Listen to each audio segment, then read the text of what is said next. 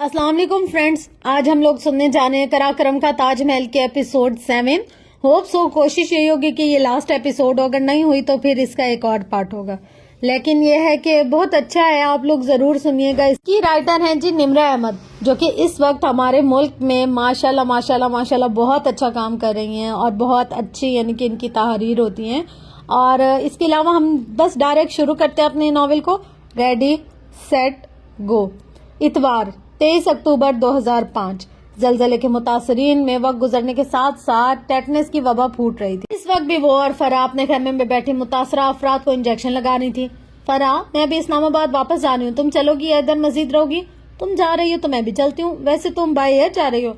हाँ, अभी बशीर आकर बताएगा हेलीकॉप्टर फारिग है या नहीं। इसी नामे कैप्टन बशीर अंदर आए। मैडम, हेली बस आने वाला है।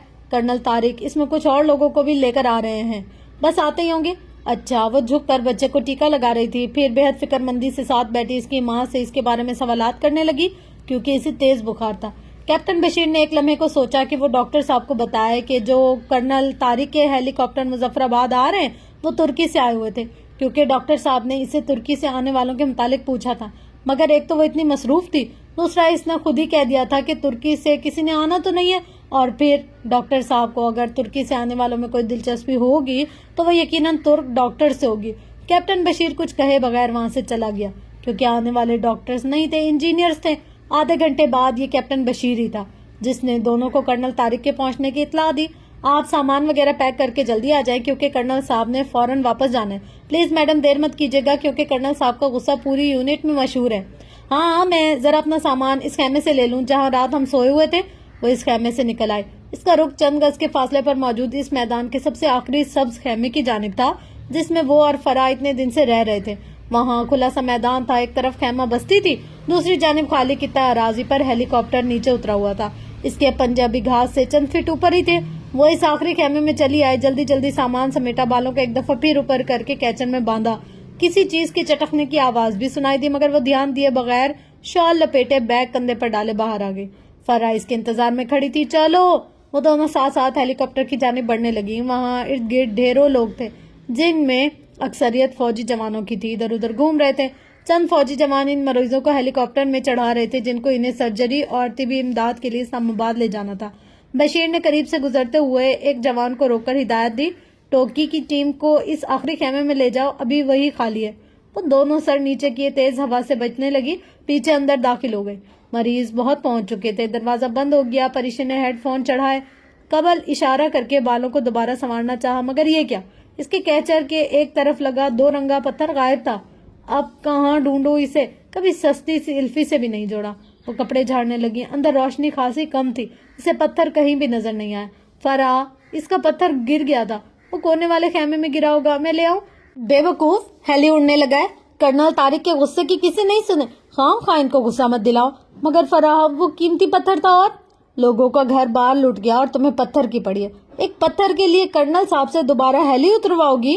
फराह बिल्कुल निशा की तरह खरकती थी। वो खामोशी से पीछे होकर बैठ गए, मगर जाने क्यों इस लम्हे इसका दिल चाह के वो कर्नल तारिक से हेली उतारने की दरख्वास्त करे, सिर्फ 1 मिनट के लिए।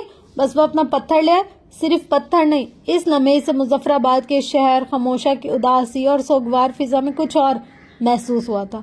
कुछ ऐसा जो इन पिछले बहुत सारे दिनों में जो इसने वहां गुजारे थे नहीं महसूस हुआ था। वो इस वक्त हेली से नीचे उतरना चाहती थी। वो मुजफ्फराबाद छोड़ना नहीं चाहती थी, मगर महज मुरवत में वह खामोशी से बैठी रही। परिशे और फराह को हेलीकॉप्टर में बिठाकर कैप्टन बशीर तेज कदमों से वापस आया। जिस जवान को इसने टोक्यो की टीम को खेमे में बिठाने का कहा था, वह इन 3 अफराद के हमरा इस आखिरी खेमे में ही खड़ा था। तीनों अफराद की बशीर की जानिब पुश थी। वो इनके करीब आया। अस्सलाम वालेकुम सर। तीनों एक साथ पलटे। यहाँ पहला तुर्क इंजीनियर अच्छी कदोकामत का मालिक था। बाल सियाह, गोरी रंगत, यूरोपियन नकूश। बशीर ने मुसाफे के लिए हाथ बढ़ाया। I am captain Bashir. इसकी अंग्रेजी पूरे गांव में बेहतर थी। कैनन जेनिक, तुर्क इंजीनियर ने गर्मजोशी से हाथ थामा। कैप्टन बशीर दूसरे की जानिब बढ़ा। वो कद में बाकी दोनों से 4-5 इंच छोटा था। बाल घुंघराले और सुनहरे माल भूरे थे। सर पर उल्टी पी कैप थी, जिस पर सफेद मार्कर से कुछ लिखा था। जेनिक, यकीन? इसने खुशदिली से बशीर से हाथ मिला। खुशी हुई आपसे मिलकर। अब इसने तीसरे की जानिब देखा। तीसरा इंजीनियर इन दोनों से एक कदम पीछे खड़ा था। ऐसे कि इसका चेहरा अंधेरे में था। इसके सर पर सीधी कैप थी اور دونوں ہاتھ جیبوں میں ڈال رکھے تھے۔ کیپٹن بشیر کے ہاتھ بڑھانے پر وہ دایاں ہاتھ جیب سے نکال کر اس کا ہاتھ تھامتے ہوئے قدم آگے بڑھا رہا تھا۔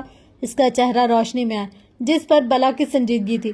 افق حسین ارسلان، اس نے اپنا تعارف کروایا۔ اس میں کوئی ایسی بات ضرور تھی جس سے کیپٹن بشیر متاثر ہوا تھا۔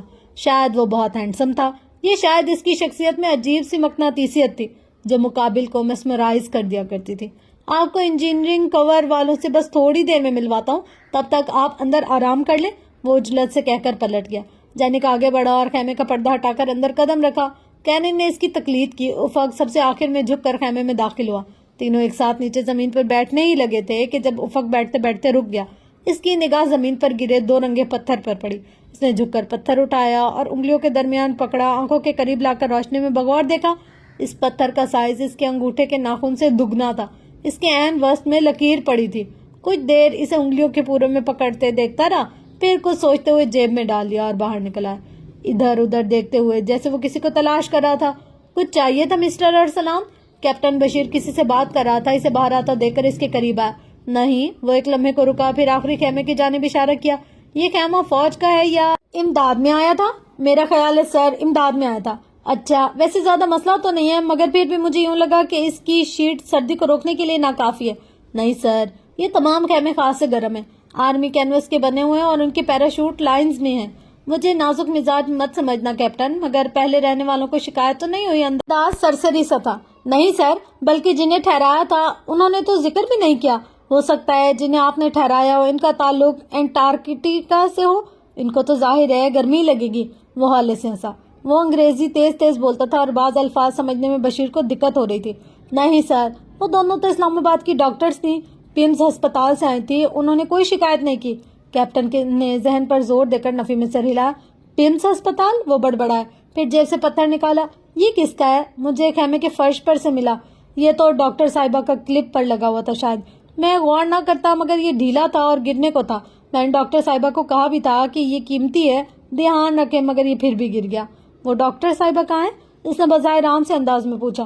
وہ تو ابھی ہیلی کاپٹر پر اسلام آباد گئی ہیں۔ ترک انجینئر کے چہرے پر پھیلتی واضح مایوسی پر بشیر کو حیرت ہوئی۔ سر، آپ یہ مجھے دے دیں، میں اسلام آباد گیا تو ان کو دے دوں گا۔ تم اسلام آباد کب جاؤ گے؟ اس نے الٹا سوال کیا۔ آج 23 ہے، میں 2 دن چھوڑ کر 26 کو جاؤں گا، پھر مجھے بھی ساتھ لے چلنا۔ یہ میں تمہاری ڈاکٹر صاحبہ کو خود ہی لوٹا دوں گا، یہ قیمتی پتھر میرے پاس امانت رہے گا۔ اس نے پتھر واپس جیب میں ڈال لیا، چہرے پر ہنس و سنجیدگی تھی۔ چلیں، جیسے آپ کی مرضی، کیپٹن بشیر نے الجھن بھرے انداز میں کہا۔ ترک واپس پلٹ کر خیمے کی جانب چلا گیا۔ وہ اسی طرح حیرت اور اچنبھے سے اسے دور جاتے دیکھتا رہا۔ عجیب بندہ ہے، اب اسلام آباد سے ہی آیا اور ابھی جانے کی بات کر رہا ہے۔ بریگیڈیئر صاحب تو کہہ رہے تھے یہ ترکی کی سب سے بڑی انجینئرنگ فرم سے آنے والے ترکی کے بہترین انجینئرز ہیں، مگر یہ تو خیر سانو کی۔ وہ شانے اچکا کر دوسری جانب کو ہو لیا۔ ابھی انجینئرنگ کور کے دوسرے انجینئر سے ان کو ترکوں کو ملوانا تھا۔ میجر ڈاکٹر نعمان کے خیمے کے قریب رک کر اس نے اطلاع دی۔ سر، کرنل صاحب کہہ رہے ہیں کہ آپ ترک انجینئر سے مل لیں۔ پھر وہ ایک ڈاکٹر کو انجینئر سے ملوانے کی منطق پر حیران وہاں سے چل دیا۔ ان 3 انجینئرز نے اگلے 2 دنوں میں اتنی لگن، محنت اور جانفشانی سے کام کیا کہ آرمی والے حیران رہ گئے۔ وہ ان کے ملک کے نہیں تھے، ان کا کوئی دور پار کا عزیز بھی کشمیر میں نہیں رہتا تھا، ایسا کوئی امکان نہ تھا۔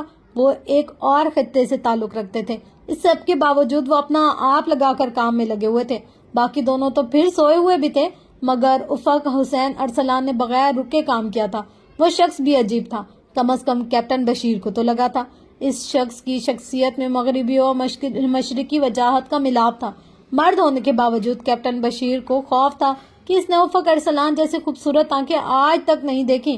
وہ جزن و ملال، اداسی، شہد رنگ آنکھیں، وہاں بہت سے مرد خاصے وجیہت ہیں، مگر یہ اس شخص کی اداس شہد رنگ آنکھیں تھی جو ادھر ادھر موجود ہر لڑکے کو رک کر اسے دیکھنے پر مجبور کرتی تھی۔ لیکن پتہ نہیں وہ آدمی کس مٹی سے بنا تھا۔ اسے کیپٹن بشیر نے کسی عورت سے بات کرنا تو درکنار سر اٹھا کر کسی کو دیکھتے بھی نہیں پایا تھا۔ وہ اب بھی بہت کم بولتا تھا۔ اس کے دونوں ساتھی خصوصاً جینک یقیناً بے حد زندہ دل اور شوق سا تھا۔ ماحول سوگوار تھا، مگر پھر بھی فضا میں چھائے حزن کو کم کرتی جینک کی باتیں اچھی لگتی تھی۔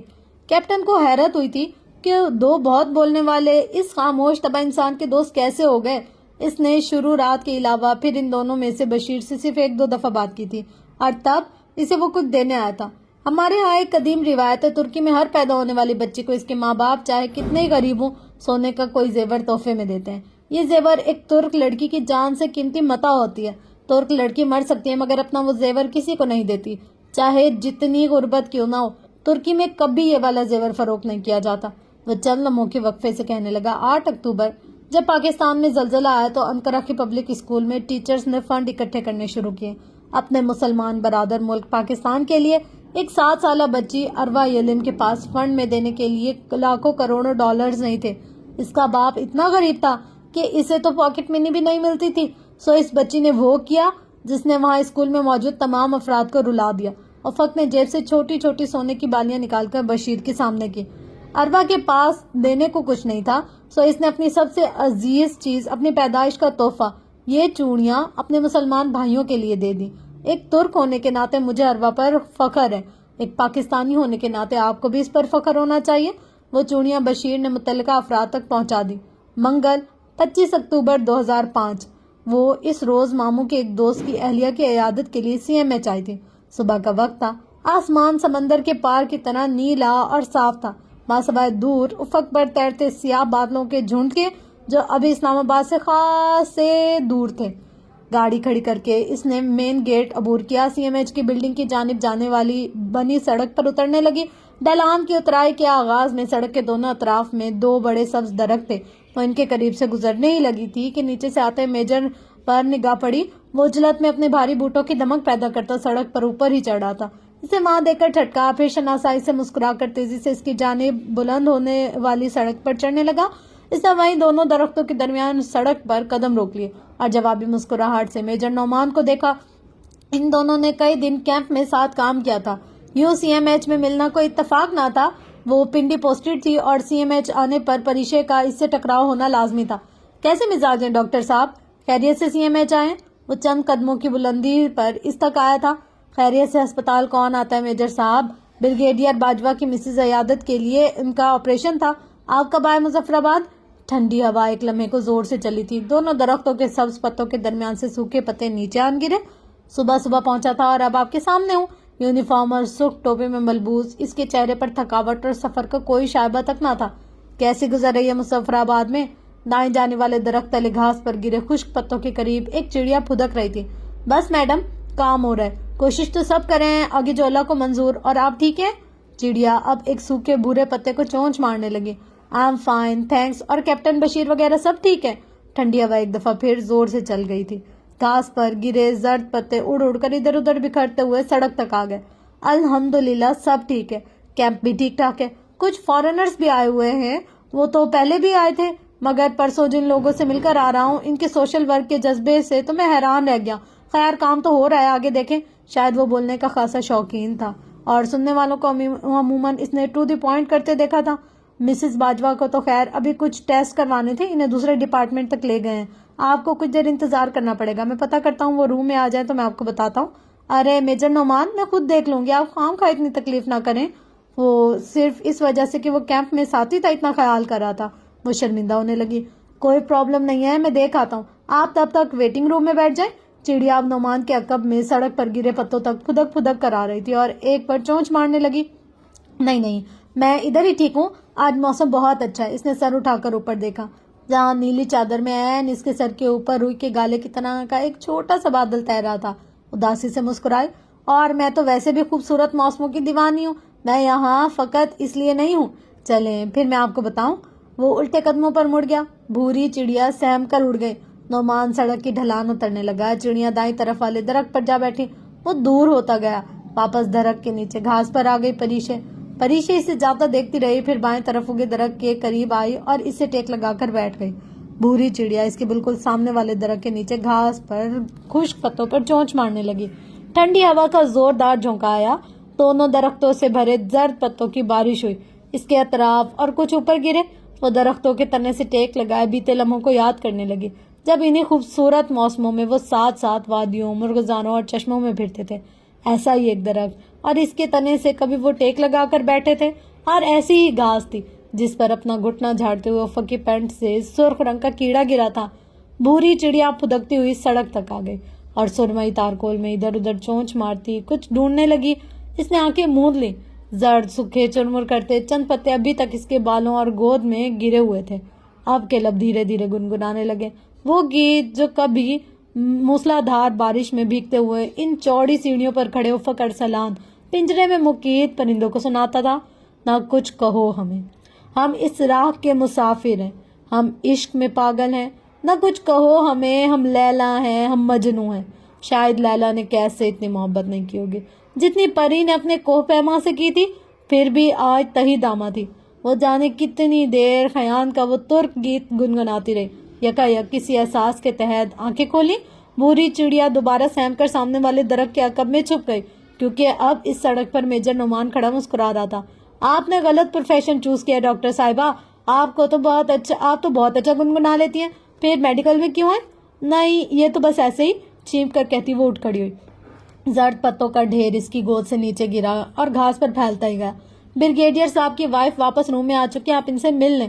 پھر وہ ایک لہجے کے توقف سے کچھ سوچتے ہوئے پوچھنے لگا، ویسے ڈاکٹر صاحبہ یہ گیت خاصا مشکل ہے؟ نہیں تو، اس نے ہنس کر سر جھٹکا. چند پتے ٹوٹ کر نیچے گرے. آپ پاکستان میں اسے کسی کے منہ سے نہیں سنیں گی. ارے نہیں میڈم، میں نے کل انفیکٹ یہی گیت افق ارسلان کو گاتے سنا. سرد ہوا کا تیز جھونکا پھر سے آیا. اس کے اوپر سوکھے پتوں کی بارش پھر سے ہوئی اور وہ اسی طرح ساکت کھڑی میجر نعمان کو دیکھ رہی تھی. کس کو؟ اس نے بے یقینی سے پوچھا. شاید اس کی سماعتوں کو دھوکا ہوا تھا. افق ارسلان کو آپ نہیں جانتی؟ وہ ترک انجینئر ہے نا، اس کی بات کر رہا ہوں. مسز باجوہ سے مل لے جا کر اس نے پھر سے اطلاع دی، مگر وہ مسز باجوہ سمیت دنیا جہان کو بھول چکی تھی. کون سا ترک انجینئر؟ شاید اس نے غلط سنا تھا، وہ شاید کوئی اور نام لے رہا تھا.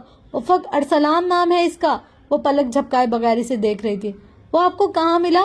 وہیں مظفر آباد میں. وہ ریلیف اینڈ ریسکیو ورک کے لیے ترکی سے آیا، کل یہیں رہا تھا. شاید یہ ترک گیت ہے. اور وہ جس طرح میجر نعمان کو دیکھ رہی تھی وہ الجھ سا گیا. مگر میں نے تو مظفر آباد میں کوئی ترک انجینئر نہیں دیکھا. اس کا وجود قیام لرزوں کی زد میں آ گیا تھا. آواز پھنسی پھنسی سی نکل رہی تھی. وہ اسی روز بلکہ اسی ہیلی کاپٹر پر آیا تھا کرنل طارق کے ہمراہ، جس پر آپ واپس گئی تھی. اسی لیے آپ نے کسی کو نہیں دیکھا ہوگا. آپ کے میجر نعمان کو وضاحت میں دینے میں بہت بے چینی ہونے لگی. اسی ہیلی کاپٹر پر وہ بے خبر سے کہیں دور کھو گئی تھی. اسے یاد تھا اس روز وہ کرنل طارق کے آنے والے مسافروں کو دیکھ نہیں سکی تھی. آر یو اوکے ڈاکٹر جہاں زیب؟ وہ بے اختیار چونکی. میجر نعمان تشویش سے اسے دیکھ رہا تھا. اس نے سر جھکایا. نہیں، وہ اس کا پورا نام؟ میجر نعمان نے ایک گہری سانس بھری. افق حسین ارسلان. اب وہ کچھ سمجھ رہا تھا. وہ اسے جانتی تھی اور اب کنفرم کرنا چاہ رہی تھی. یہ حسن و حسین ارسلان کی خون پسینے کی کمائی ہے جسے ہم یوں ہمالیہ میں جھونک رہے ہیں. اس کے ذہن میں بہت دن پہلے کہا گیا افق کا فکرہ گونجا. افق حسین ارسلان، اس نے زیر لب دہرایا. افق ارسلان ترکی کا سب سے کامن نام تھا، مگر حسین تو شاید صرف اس کے افق کے نام میں آتا تھا. تو کیا میجر نعمان اس کے افق کی بات کر رہا تھا؟ عجیب بے یقینی تھی. میجر نعمان وہ کیسے دکھائی دیتا ہے؟ وہ کھوئے لہجے میں پوچھنے لگی. میجر نعمان سوچتے ہوئے بتانے لگا. خاصا اونچا لمبا سا، مجھ سے 2 انچ لمبا، سکن 1 یا 6'2", بال براؤن اور آنکھیں. وہ سانس روکے جواب کے منتظر تھی. کوئی لائٹ کلر تھا، ہنی کلرڈ، شاید ایسی تھی. سوری، میں نے غور نہیں کیا، یہ لڑکیوں کا شعبہ ہے. وہ ہنس دیا. مگر وہ اسی کو دیکھ کر سوچ میں گم ہو گئی تھی. وہ انجینئر ہی ہے نا، تو سر پر کیپ تو لیتا ہوگا. میجر نعمان نے اس بات میں گردن کو جنبش دی. اس کی کیپ کی پشت پر کچھ لکھا بھی ہوگا. وہ اپنی تصدیق و تفتیش کے لیے کہہ رہی تھی، ورنہ دل تو چیخ کر گواہی دے رہا تھا کہ وہ افق ارسلان اس کا کوہ پیما ہی تھا. نہیں، کچھ نہیں لکھا تھا. اچھا. اسے واضح مایوسی ہوئی. اسے یاد تھا افق کی کیپ کی پشت پر، مگر وہ افق کی کیپ تو نہیں تھی. وہ تو اس کے ساتھ کوئی اور بھی ہوگا، کوئی دوسرا انجینئر. وہ بے تابی سے بولی. جی 2 انجینئرز اور بھی ہیں. پھر وہ قدرے توقف سے بولا. ہاں، ان میں سے ایک کے سر پر جو کیپ تھی اس پر وائٹ کلر سے طیب اردگان کے حق میں نعرہ درج تھا. جینک یقین نام ہے اس کا. اب تو کسی شک و شبے کی گنجائش ہی نہیں رہی تھی. اور تیسرا کون ہے ڈاکٹر؟ نہیں، وہ انجینئر نہیں ہے. کینن. اس کے ساتھ کوئی ترک ڈاکٹر نہیں ہے. میں نے تو نہیں دیکھا. شاید یونیسیف کے ساتھ جو ڈاکٹرز تھے ان میں سے کوئی ترک ہو. آپ جانتی ہیں انہیں؟ Any problem? بہت تحمل سے اس کے سوالات کا جواب دینے کے بعد اپنے فطری تجسس کو چھپا نہ سکا. میرا کچھ کھو گیا تھا اس پہاڑ میں، وہی ڈھونڈنا ہے. وہ جیسے خود سے بولی. کیا کھویا تھا؟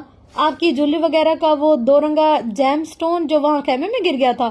پریشی نے چونک کر اسے دیکھا، پھر اس بات میں سر ہلایا. ہاں وہی. وہ کیپٹن بشیر کے پاس ہے، بلکہ انفیکٹ انہیں انجینئرز کے پاس ہے. شاید کل کیپٹن بشیر اس کو ساتھ لیں. पत्थर को? नहीं, इस इंजीनियर उफक अरसलान को। इसने अमानतन आपका कीमती पत्थर अपने पास रख लिया था, मैं बताना भूल गया। वो आपको मिल जाएगा, डोंट वरी। आप मिसेस बाजवा से मिल लें। वो कुछ और भी कह रहा था मगर वो सुन नहीं सकी। वो मुजफ्फराबाद में था, इस रोज वो मुजफ्फराबाद आया था।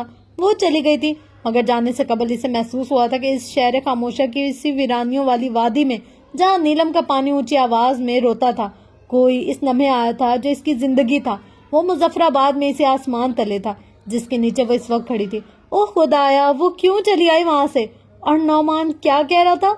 बशीर कल उफक को इसके पास लाने वाला था, मगर कल में तो अभी कई घंटे बाकी थे। वो कल का इंतजार नहीं कर सकती थी। इसे अजीब सी बेचैनी और बेकरारी होने लगी। इसे उफक के पास जाना था अभी, और इसी वक्त इसने सर उठाकर देखा। मेजर नोमान कब का वहां से जा चुका था। इसके सर के ऊपर नीले आसमान में वो बादल का टुकड़ा 2 हिस्सों में बढ़ चुका था। भूरी चिड़िया वहां नहीं थी। सड़क पर जर्द पत्ते इसी तरह बिखरे थे। वो तेजी से ढलान उतरने लगी। सूखे पत्ते इसके गुलाबी और सफेद जोगर तले चुरमुराते गए। वो तकरीबन भागते हुए अस्पताल की इमारत में दाखिल हुई। रिसेप्शन पर एक सफेद यूनिफॉर्म वाली लड़की और खाकी यूनिफॉर्म वाला लड़का बैठा था। वो इनकी जानिब लपकी। मेजर, डॉक्टर नुमान किधर है? लड़का नासमझी के आलम में कुछ कहने लगा था कि लड़की ने कहा, इधर राइट साइड पर जाएं, कॉरिडोर के आखिर में लेफ्ट। वो कुछ और भी कह रहा था मगर परिशे सुने बगैर दाएं जाने भागी। कॉरिडोर अबूर किया। आगे 2 अतराफ जाती राहदानियां थी। पता नहीं लड़की ने क्या बताया था वो किस तरफ जाए। फिर अंदाजे से वो एक जानिब को मुड़ गई। जाने सीएमएच में इतनी भूल भुलैया क्यों थी?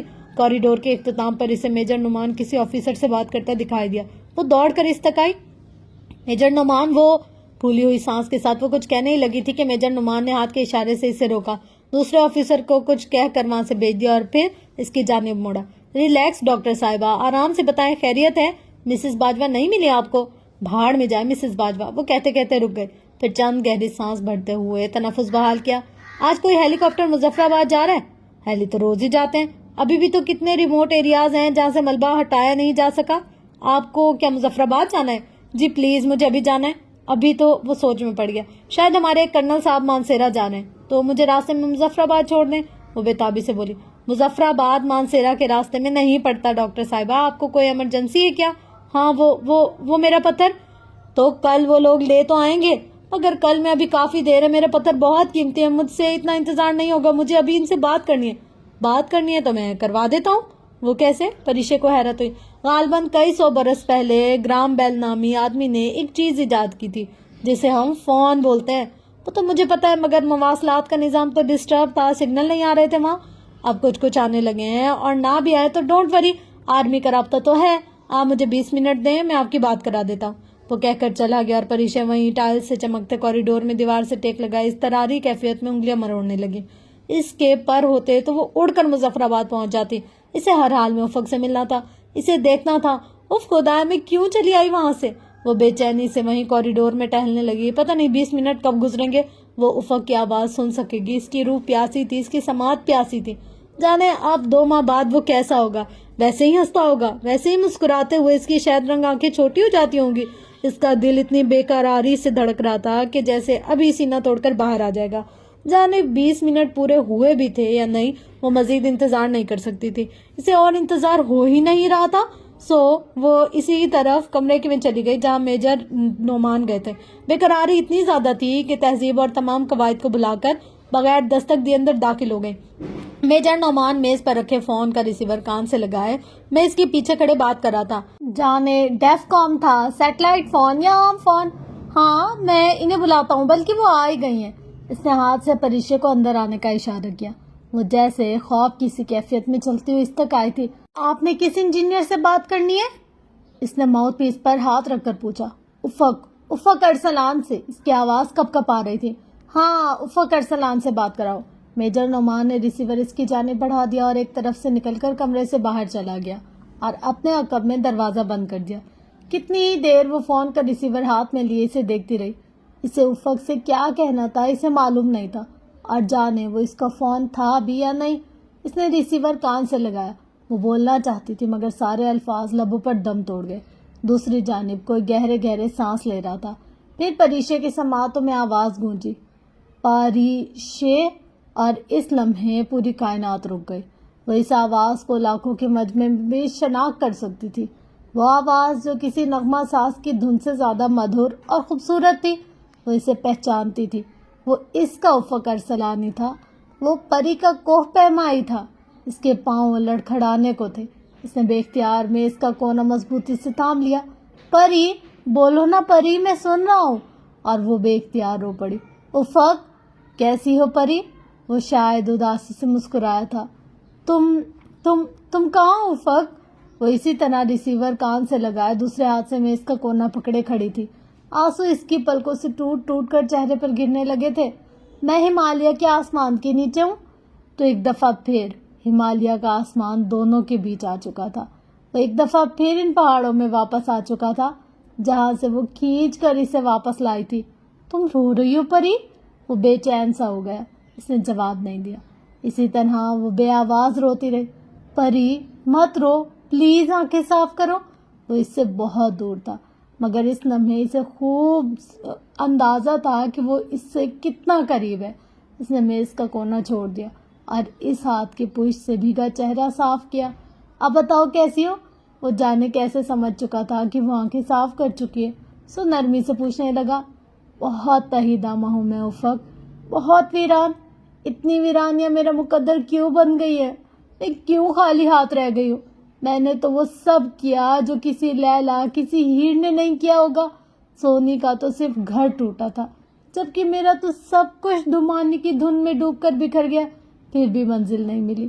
میں نے تو عشق میں برف کا صحرا پار کیا، پھر بھی ساری ریاستیں ضائع چلی گئی. وہ پھر سے رونے لگی تھی. تم مجھے چھوڑ کر کیوں چلے گئے تھے افق؟ تمہیں نے تو کہا تھا. وہ بہت آہستہ سے بولا. میں نے کہا تھا؟ ہاں تمہیں نے تو عہد لیا تھا. روکا گلیشیئر میں ہراموش پر آتا برفشار اور دمانے کی دھند اس عہد و پیما کی گواہ تھی. تمہیں یاد نہیں؟ میں نے عہد لیا تھا، میں نے کہا تھا. میں نے تو اور بھی بہت کچھ کہا تھا. میں نے تو آبشار پر تمہیں جوتے اتارنے کو بھی کہا تھا. تم نے اتارے تھے.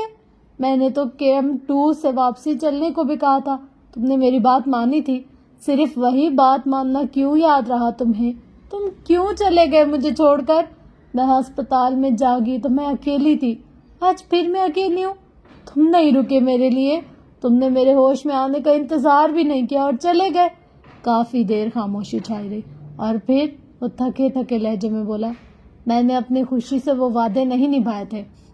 خوشی سے نہیں تو نہ نبھاتے. ایک دفعہ تو کہتے میں تمہارے لیے لڑوں گا. ایک دفعہ تو کہہ دیتے اپنا حق جماتے. نہ مانتے میری بات. ایک دفعہ تو کہتے کہ تم غلط ہو. تمہیں اب لگتا ہے کہ تم غلط تھی. تم نے تو کہا تھا کہ تم رہ لو گی. ہاں کہا تھا. پھر وہ پوچھ رہا تھا.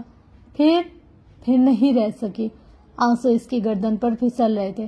خاموشی کا ایک طویل وقفہ دونوں کے بیچ حائل ہو گیا تھا. پری چل لمحے سر کے تو افق نے اسے پکارا. وہ جواب میں لب سی اسی طرح روتی رہی.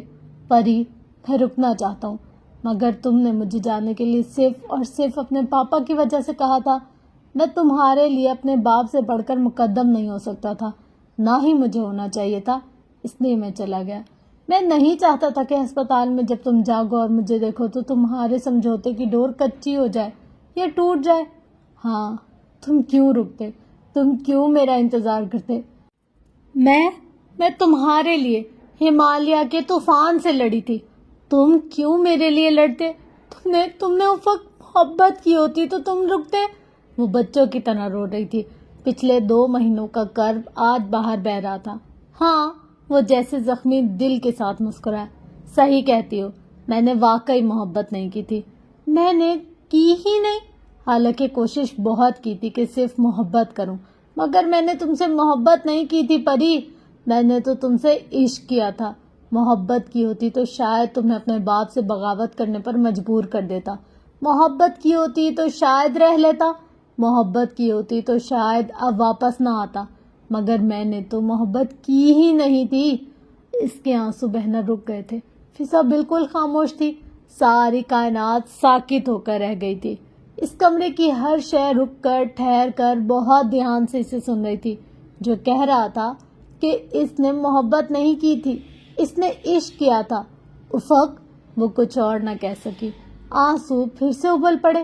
پری تمہارے پاپا وہ نہیں رہے. وہ بھی مجھے چھوڑ کر چلے گئے. دل میں درد کی ٹیسیں پھر سے اٹھنے لگی. میں جانتا ہوں. وہ چونکی. تم کیسے جانتے ہو؟ وہ بہت مشہور آدمی تھے. تم نے ایک دفعہ ان کا پورا نام بتایا تھا. ان کے انتقال کی خبر اخبار میں پڑھی تھی. ان 2 ماہ میں نے کمرے میں بند رہ کر یہی اخبار پڑھنے والا کام ہی تو کیا ہے. پھر وہ ذرا دیر ٹھہر کر بولا, میں تم سے ان کا افسوس بھی نہیں کر سکا. میرے پاس تمہارا کوئی نمبر نہیں تھا, نہ ہی کوئی تعلق رہا تھا. تعلق تو تھا افق. اس نے گہری سانس اندر کو کھینچی. ہاں, وہ تعلق تو دنیا کے تخلیق ہونے سے بھی قبل بنا تھا. اب تو اس کے مٹنے کے بعد ہی ختم ہوگا. وہ چپ چاپ آنسو صاف کرنے لگی. اس کے دل کا بوجھ پہلے سے بہت ہلکا ہو گیا تھا. پری. کچھ دیر بعد افق نے اسے پکارا. میں آ جاؤں؟ کیا تمہیں اب بھی یہ پوچھنے کی ضرورت ہے؟ ٹھیک ہے. وہ اب کھل کر مسکرایا تھا. پھر میں کل آ رہا ہوں. مجھے ویسے بھی تمہارا پتھر دینا ہے. مجھے معلوم ہے میجر نعمان نے بتایا تھا کہ وہ پتھر بلکہ جیم سٹون تمہارے پاس ہے. وہ اب خود کو سنبھال چکی تھی.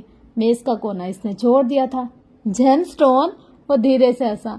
اتنے اچھے فوجی اگر دھوکہ کھا ہی گئے ہیں تو تم انہیں یہ مت بتانا کہ یہ پتھر 100-250 روپے کی کیچر پر لگا تھا اور قیمتی نہیں تھا. نہیں, میں کیوں بتاؤں گی؟ میرے لیے تو وہ ویسا ہی قیمتی ہے جیسے وہ تصویر تھی. میجر عاصم نے دی تھی وہ.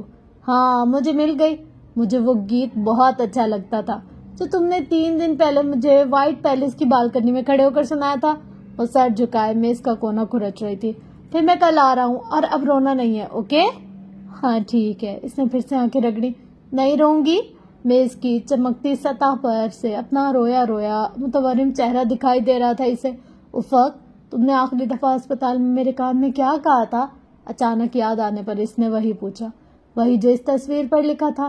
اچھا. وہ دھیرے سے ہنستی. پھر کسی خیال کے تحت پوچھنے لگی. سنو. بولو. تم کل کدھر آؤ گے؟ پمس, اسلام آباد. نہیں, وہاں مت آنا. وہ سوچ کر بول رہی تھی. وہ کیوں؟ وہ حیران ہوا تھا. وقت تمہیں یاد ہے وہ وقت آج سے 3 ماہ اور 3 دن پہلے جب مارگلا کی پہاڑیوں پر بیچ ایک شہزادہ ملا تھا اور جب بیچ سڑک پر شہزادے کو ایک پری ملی تھی؟ وہ مسکرایا. ہاں, تمہیں یاد ہے اس روز مارگلا کی پہاڑیوں پر بادل اترے تھے اور میں کچی سڑک کے دوسرے طرف سفید پتھر پر بیٹھی تھی. تم گھوڑا دوڑاتے ہوئے سڑک کی اونچائی سے نیچے آ رہے تھے. تمہیں وہ بادل, سڑک کی وہ اونچائی اور وہ سفید پتھر یاد ہے؟ میں کچھ بھولا ہی کب ہوں. میں چاہتی ہوں کہ تم کل اسی وقت اسی جگہ کے 3 بجے مجھے وہاں ملو. میں اسی پتھر پر بیٹھ کر انتظار کروں گی. تم اسی طرح گھوڑا دوڑاتے ہوئے میرے قریب آ کر مجھے پکارنا, کہنا کہ کیا میری تصویر اتار سکتی ہو؟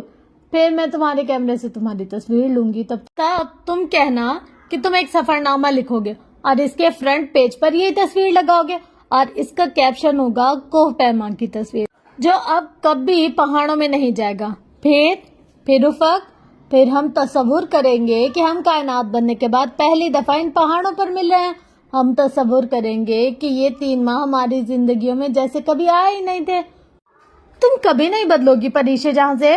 تم ہمیشہ عام چیزوں میں بھی خوبصورتی تلاش کرتی رہتی ہو. وہ اس کے خوبصورت تخیل پر ہنس دیا. تم بھی تو یہی کرتے ہو. خیر, میں دعا کروں گی کہ کل بھی مارگلا کی پہاڑیوں پر ایسے ہی بادل اترے جیسے 3 ماہ اور 3 دن قبل اترے تھے. میں دعا کروں گا کہ میری پری اسی طرح سفید اور گلابی رنگوں میں ملے. تم کل وہی جاگرز اور وہی کپڑے پہننا جو اس روز پہنے تھے. پریش نے سر جھکا کر اپنے جاگرز کو دیکھا جو اب بدرنگے ہو چکے تھے. کیا وہ یہی پہن کر افق سے ملنے جائے گی؟ نہیں, وہ نئی خرید لے گی. افق کو کون سا ان کے ڈریسز یاد رہیں گے یا ان کا ڈیزائن؟ مردوں کو ایسی باتیں کہاں یاد رہتی ہے بھلا. ٹھیک ہے, اور تم بھی وہی جیکٹ پہننا. پھر دونوں ایک لمحے کو خاموش ہوئے. دونوں نے کچھ سوچا, پھر اکٹھے ہی بولے, اور تم وہی والا. مگر کچھ یاد آنے پر دونوں دوبارہ سے خاموش ہو گئے. چونکہ اکٹھے بولے تھے سو دوسرے کی بات سن نہیں سکے. خیر, اب تمہارے ماموں تمہارے گارڈین ہیں. پھر کل ان کے پاس چلیں, ٹھیک ہے؟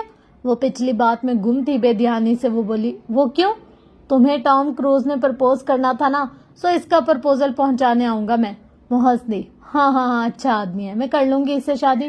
ہاں, مگر مجھے قتل کر کے اس سے شادی کرنا. وہ جل کر بولا اور پھر خود بھی ہنس دیا. اچھا, اب میں فوج کا مزید خرچہ کرانے کے بجائے فون بند کر رہا ہوں. کل ساپہر 3 بجے یاد رکھنا. مجھے یاد ہے میں آرٹ کوئک ریلیف ایکٹیویٹیز کے لیے آیا تھا, مگر کل کے لیے وقت نکال لوں گا. میرے لیے سب سے اہم کام تم ہو. مجھے یاد ہے راکا پوشی کی برف میں تمہارے آنسو گرے تھے.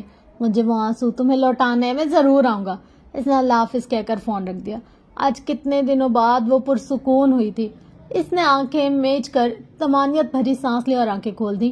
وہ کمرہ کتنی خوبصورتی سے آراستہ تھا، کھڑکی سے باہر نظر آتا پودا کتنا سرسبز تھا، وہ فضا کتنی خوشبودار تھی۔ وہ باہر نکل آئی۔ میجر نعمان اسے تھوڑی دیر بعد مل گیا۔ ہو گئی بات؟ اب خوش ہیں؟ پریشی نے بچوں کی طرح اس بات میں سر ہلا دیا۔ چلیں یہ تو بہت اچھی بات ہے۔ وہ سمجھ چکا تھا کہ معاملہ محض پتھر کا نہیں تھا۔ وہ اس کا شکریہ ادا کر کے وہاں سے چلی آئی۔ آج اسے بہت سارے کام کرنے تھے۔ وہ پورا گھنٹہ مظفر آباد کی مسمار دکانوں کے قریب متلاشی نگاہوں سے کچھ کھوجتا رہا، مگر اس کی مطلوبہ شے سے مل کے ہی نہیں دے رہی تھی۔ جانے کب وہ مایوس سا چلتا چلتا ہائی کورٹ لانس کے تک آیا۔ ہائی کورٹ لانس میں بھی خیمہ بستی نصب تھی۔ وہاں ایک جگہ گھاس پر بے تحاشا گرم کپڑوں کے ڈھیر، ٹوپیوں اور موزوں وغیرہ کا ڈھیر لگا ہوا تھا۔ ارد گرد چند لوگ پھر رہے تھے، مگر امداد کے لیے ڈھیروں سے کوئی کچھ نہیں اٹھا رہا تھا۔ پھر بھی اس نے متلاشی نگاہوں سے اس ڈھیر کو دیکھا کہ اس کی مطلوبہ چیز وہاں بھی نہیں تھی۔ وہ مایوسی سے پلٹنے ہی لگا جب اسے دور ایک درخت کے تنے کے ساتھ ایک کم عمر لڑکی سر جھکائے بیٹھی دکھائی دی، جس کے سر پر ہاتھ سے بنا ہیٹ تھا۔ اس کی مراد برائی۔ وہ اسی طرح جینس کی جیبوں میں ہاتھ ڈالے تیز تیز قدموں سے چلتے ہوئے اس تک آیا۔ بات سنو، اس کے بالکل سامنے جا کر افق نے اسے مخاطب کیا۔ لڑکی نے گردن اوپر اٹھائی۔ اس کے بال بھورے اور رخسار سیبوں کی طرح سرخ تھے۔ اس کا حلیہ سادہ سا تھا اور اس کو دیکھ کر افق قدرے تذبذب ہوا۔ تم انگریزی سمجھتی ہو؟ ہاں، میں یونیورسٹی کی اسٹوڈنٹ ہوں، بلکہ تھی۔ دھوپ سے سرخ ہوتے چہرے پر سوگواریت بکھر گئی۔ اب کہاں کی یونیورسٹی اور کہاں کی انگریزی، سب کچھ تو راکھ ہو گیا۔ خیر تم بتاؤ، تمہیں کچھ چاہیے؟ ہاں، مجھے تمہارا ہیڈ چاہیے۔ وہ اسی طرح اس کے سامنے کھڑا گردن جھکائے سے دیکھتے ہوئے کہہ رہا تھا، اور لڑکی ویسے ہی درخت سے ٹیک لگائے سر اٹھائے اسے تک رہی تھی۔ میرا ہیڈ؟ اس نے اپنی سبز آنکھیں حیرت سے سکیڑی۔ اس بد رنگ پرانے ہیڈ کا کیا کرو گے؟ مجھے کسی کو گفٹ کرنے کے لیے ہیڈ چاہیے، مگر مظفر آباد میں مجھے تمہارے ہیڈ کے سوا کوئی دوسرا ہیڈ نہیں دکھائی دیتا۔ یہ تو بہت پرانا ہیڈ ہے، شاید 3-4 سال قبل میں نے بنایا تھا۔ لڑکی ہیڈ سیٹ سے اتار کر اسے غور سے دیکھتے ہوئے کہنے لگی، او یعنی کہ تم ہیڈ بنا سکتی ہو؟ بلا شبہ یہ ایک مشکل کام ہے تو، مگر میری پھپھو نے مجھے یہ سکھایا تھا۔ خیر تمہیں ہیڈ چاہیے؟ میرے گھر میں شاید کوئی رکھا ہو۔ اس نے اسے دوبارہ سر پر پہن لیا۔ ہاں، سادہ سو، اور اوپر ایک آدسر گلاب ضرور لگا ہونا چاہیے جس کی پتیاں کنارے سے سیاہ ہو کر مرجھا گئی ہوں۔ وہ حیرت سے اسے دیکھنے لگا۔ باسی گلاب کا کیا فائدہ؟ میں تمہیں یہ بات نہیں سمجھا سکتا، مگر جسے دینا ہے اسے باسی گلاب اچھا لگے گا۔ وہ فون پر اسے یہی ہیڈ پہن کر آنے کو کہنا چاہتا تھا، مگر تب اسے یاد آیا کہ وہ ہیڈ تو ماؤ ڈھونڈ کے پانی پر تیرتا بہت دن پہلے اشو میں گر چکا تھا۔ ان دونوں نے عشق میں بہت کچھ کھویا تھا، اب اسے پریشے کے حصے کی چیز اسے لوٹانی تھی۔ تو تم نے اسے وہ ہیڈ کب دینا ہے؟ لڑکی نے دلچسپی سے اسے دیکھا۔ جینس، سویٹر، سر پر پی کیپ، جینس کی جیبوں میں ہاتھ ڈالے وہ اونچا لمبا سا وجیہہ غیر ملکی سے اچھا خاصا دلچسپ لگا۔ کل سا پہر تو پھر صبح تازہ گلاب ہی لگا دوں گی، سا پہر تک تو وہ مرجھا جائے گا۔ میں صبح روشنی کے بعد گلاب توڑ لوں گی، ایسے ہی وہ جلد مرجھا جاتے ہیں، منہ اندھیرے توڑ دو تو دیر تک فریش نہیں رہتے۔ واہ، تم تو بہت عقل مند لڑکی ہو۔ شہد رنگ آنکھوں میں ستائش اتر آئی۔ خیر مجھے کل صبح وہ ہیڈ نیلم اسٹیڈیم میں لا دینا، وہاں جو آرمی کیمپ کا آخری کونے والا سبز خیمہ ہے نا، وہ وہاں آ جانا۔ ویسے کتنے پیسے لوگی ہیڈ کے؟ لڑکی بہت دکھ سے مسکرائی۔ تم کہاں سے آئے ہو؟ ترکی۔ کیا ڈاکٹر ہو؟ نہیں، انجینئر ہوں۔ پھر تم صرف میرے پہاڑوں میں بسنے والے لوگوں کی مدد کرو۔ وہ ہیٹ میری طرف سے پاکستان آنے والے ترک انجینئر کے لیے ایک تحفہ ہوگا، تمہیں شام میں ہی لا دوں گی۔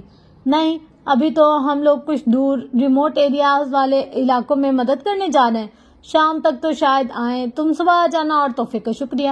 وہ کہہ کر پلٹنے لگا۔ سنو، تم نے وہ ہیٹ دینا کسے ہے؟ لڑکی کی آواز میں تجسس تھا۔ افق نے ایک لمحے کو مڑ کر دیکھا، پھر مسکراتے ہوئے شانے جھٹکے۔ تمہیں کیوں بتاؤں؟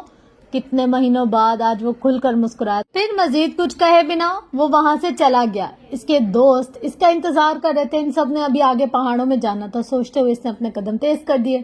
آپ کے باس اندر ہیں؟ وہ سی ایم ایچ سے سیدھا ماموں کے آفس گئی تھی اور اب ان کے کمرے کے باہر ایک لمحے کو رک کر ان کی سیکرٹری سے استفسار کر رہی تھی۔ جی، مگر ابھی وہ دبئی کے لیے نکلنے ہی والے تھے، آپ کچھ دن؟ وہ انسونی کرتی دروازہ دھکیل کر اندر داخل ہوئی۔ دروازے کی سیدھ میں کافی دور اب نوسی میز کے پیچھے ماموں اپنی ایگزیکٹو چیئر پر بیٹھے میز کی سطح پر رکھی فائل پر جھکے کچھ لکھ رہے تھے۔ آہٹ پر سر اٹھا کر دیکھا، پھر مشفقانہ انداز میں مسکرائے۔ آؤ بیٹا، انہوں نے فائل ایک طرف ڈال دی۔ آج آفس میں خیریت؟ جی بس ایک بات کرنی تھی. وہ طویل کرسی کھینچ کر بیٹھ گئے. ہاں کہو. ویسے اچھے ٹائم پر آئی ہو. میں ابھی فلائٹ کے لیے نکل ہی رہا تھا. خیر کیا پیو گی؟ چائے کافی؟ نہیں رہنے دے, مجھے بس بات کرنی تھی. چلو بتاؤ کون سی اتنی ضروری بات تھی؟ وہ اپنا سارا کام چھوڑ کر بہت دھیان سے اس کی طرف متوجہ تھے. پریشے نے بمشکل تھوک نکلا. ہمت کر کے آ تو گئی تھی مگر اب اسے بات کرے کیسے سمجھ میں نہیں آ رہا تھا. شاید اسے ماموں سے پہلے بات کرنی چاہتے. یوں براہ راست ماموں سے بات کرنا مناسب نہ تھا, لیکن انہیں آگے آج چلے جانا تھا اور پھر ہفتے بعد ان کی واپسی تھی. وہ اب اور انتظار نہیں کر سکتی تھی. وہ ماموں میں دراصل. وہ رکی, قدرے ہچکچائی اور پھر انگلی سے انگوٹھی نکال کر میز پر سامنے چمکتی سطح پر رکھ دی. آپ یہ پپو کو واپس کر دیں. نظریں گود میں دھرے ہاتھوں پر جمائے وہ آہستہ سے بولی. اس میں اس وقت نگاہ اٹھانے کی ہمت نہیں تھی. وہ اور افق بعض معاملات میں بہت بہادر اور بہت بزدل بھی تھے. کچھ دیر تک ماموں کچھ نہ بولے تو اس نے ڈرے ڈرے سر اٹھایا. وہ مسکراتے ہوئے اسے دیکھ رہے تھے. آپ کو مجھ پر غصہ نہیں آیا کہ میں نے پاپا کی خواہش کیوں پوری نہیں کی؟ خواہش زندگی تک ہوتی ہے. جو چلے جاتے ان کی خواہشات کا پورا ہونے یا نہ ہونے سے کوئی فرق نہیں پڑتا. عموماً ہم لوگ دوسروں کی زندگیوں میں ان کو دکھ دیتے ہیں اور ان کی موت کے بعد ان کے لیے تسبیحات پڑھتے ہیں. تم نے پری اپنے پاپا کی زندگی میں کبھی ان کی نافرمانی نہیں کی. ان کی ہر بات پر سر جھکایا, ہر حکم کی تکمیل کی.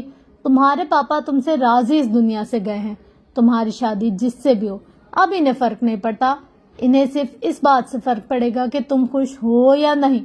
آپ لوگ بھی اس رشتے سے ناخوش تھے نا؟ ماموں کی باتوں سے اس کا عزلی اعتماد واپس آ گیا. ہم قطعاً خوش نہیں تھے, مگر اس میں جہاں زیب کا قصور نہیں تھا, بھانجے بھتیجے سب کو ہی پیارے ہوتے.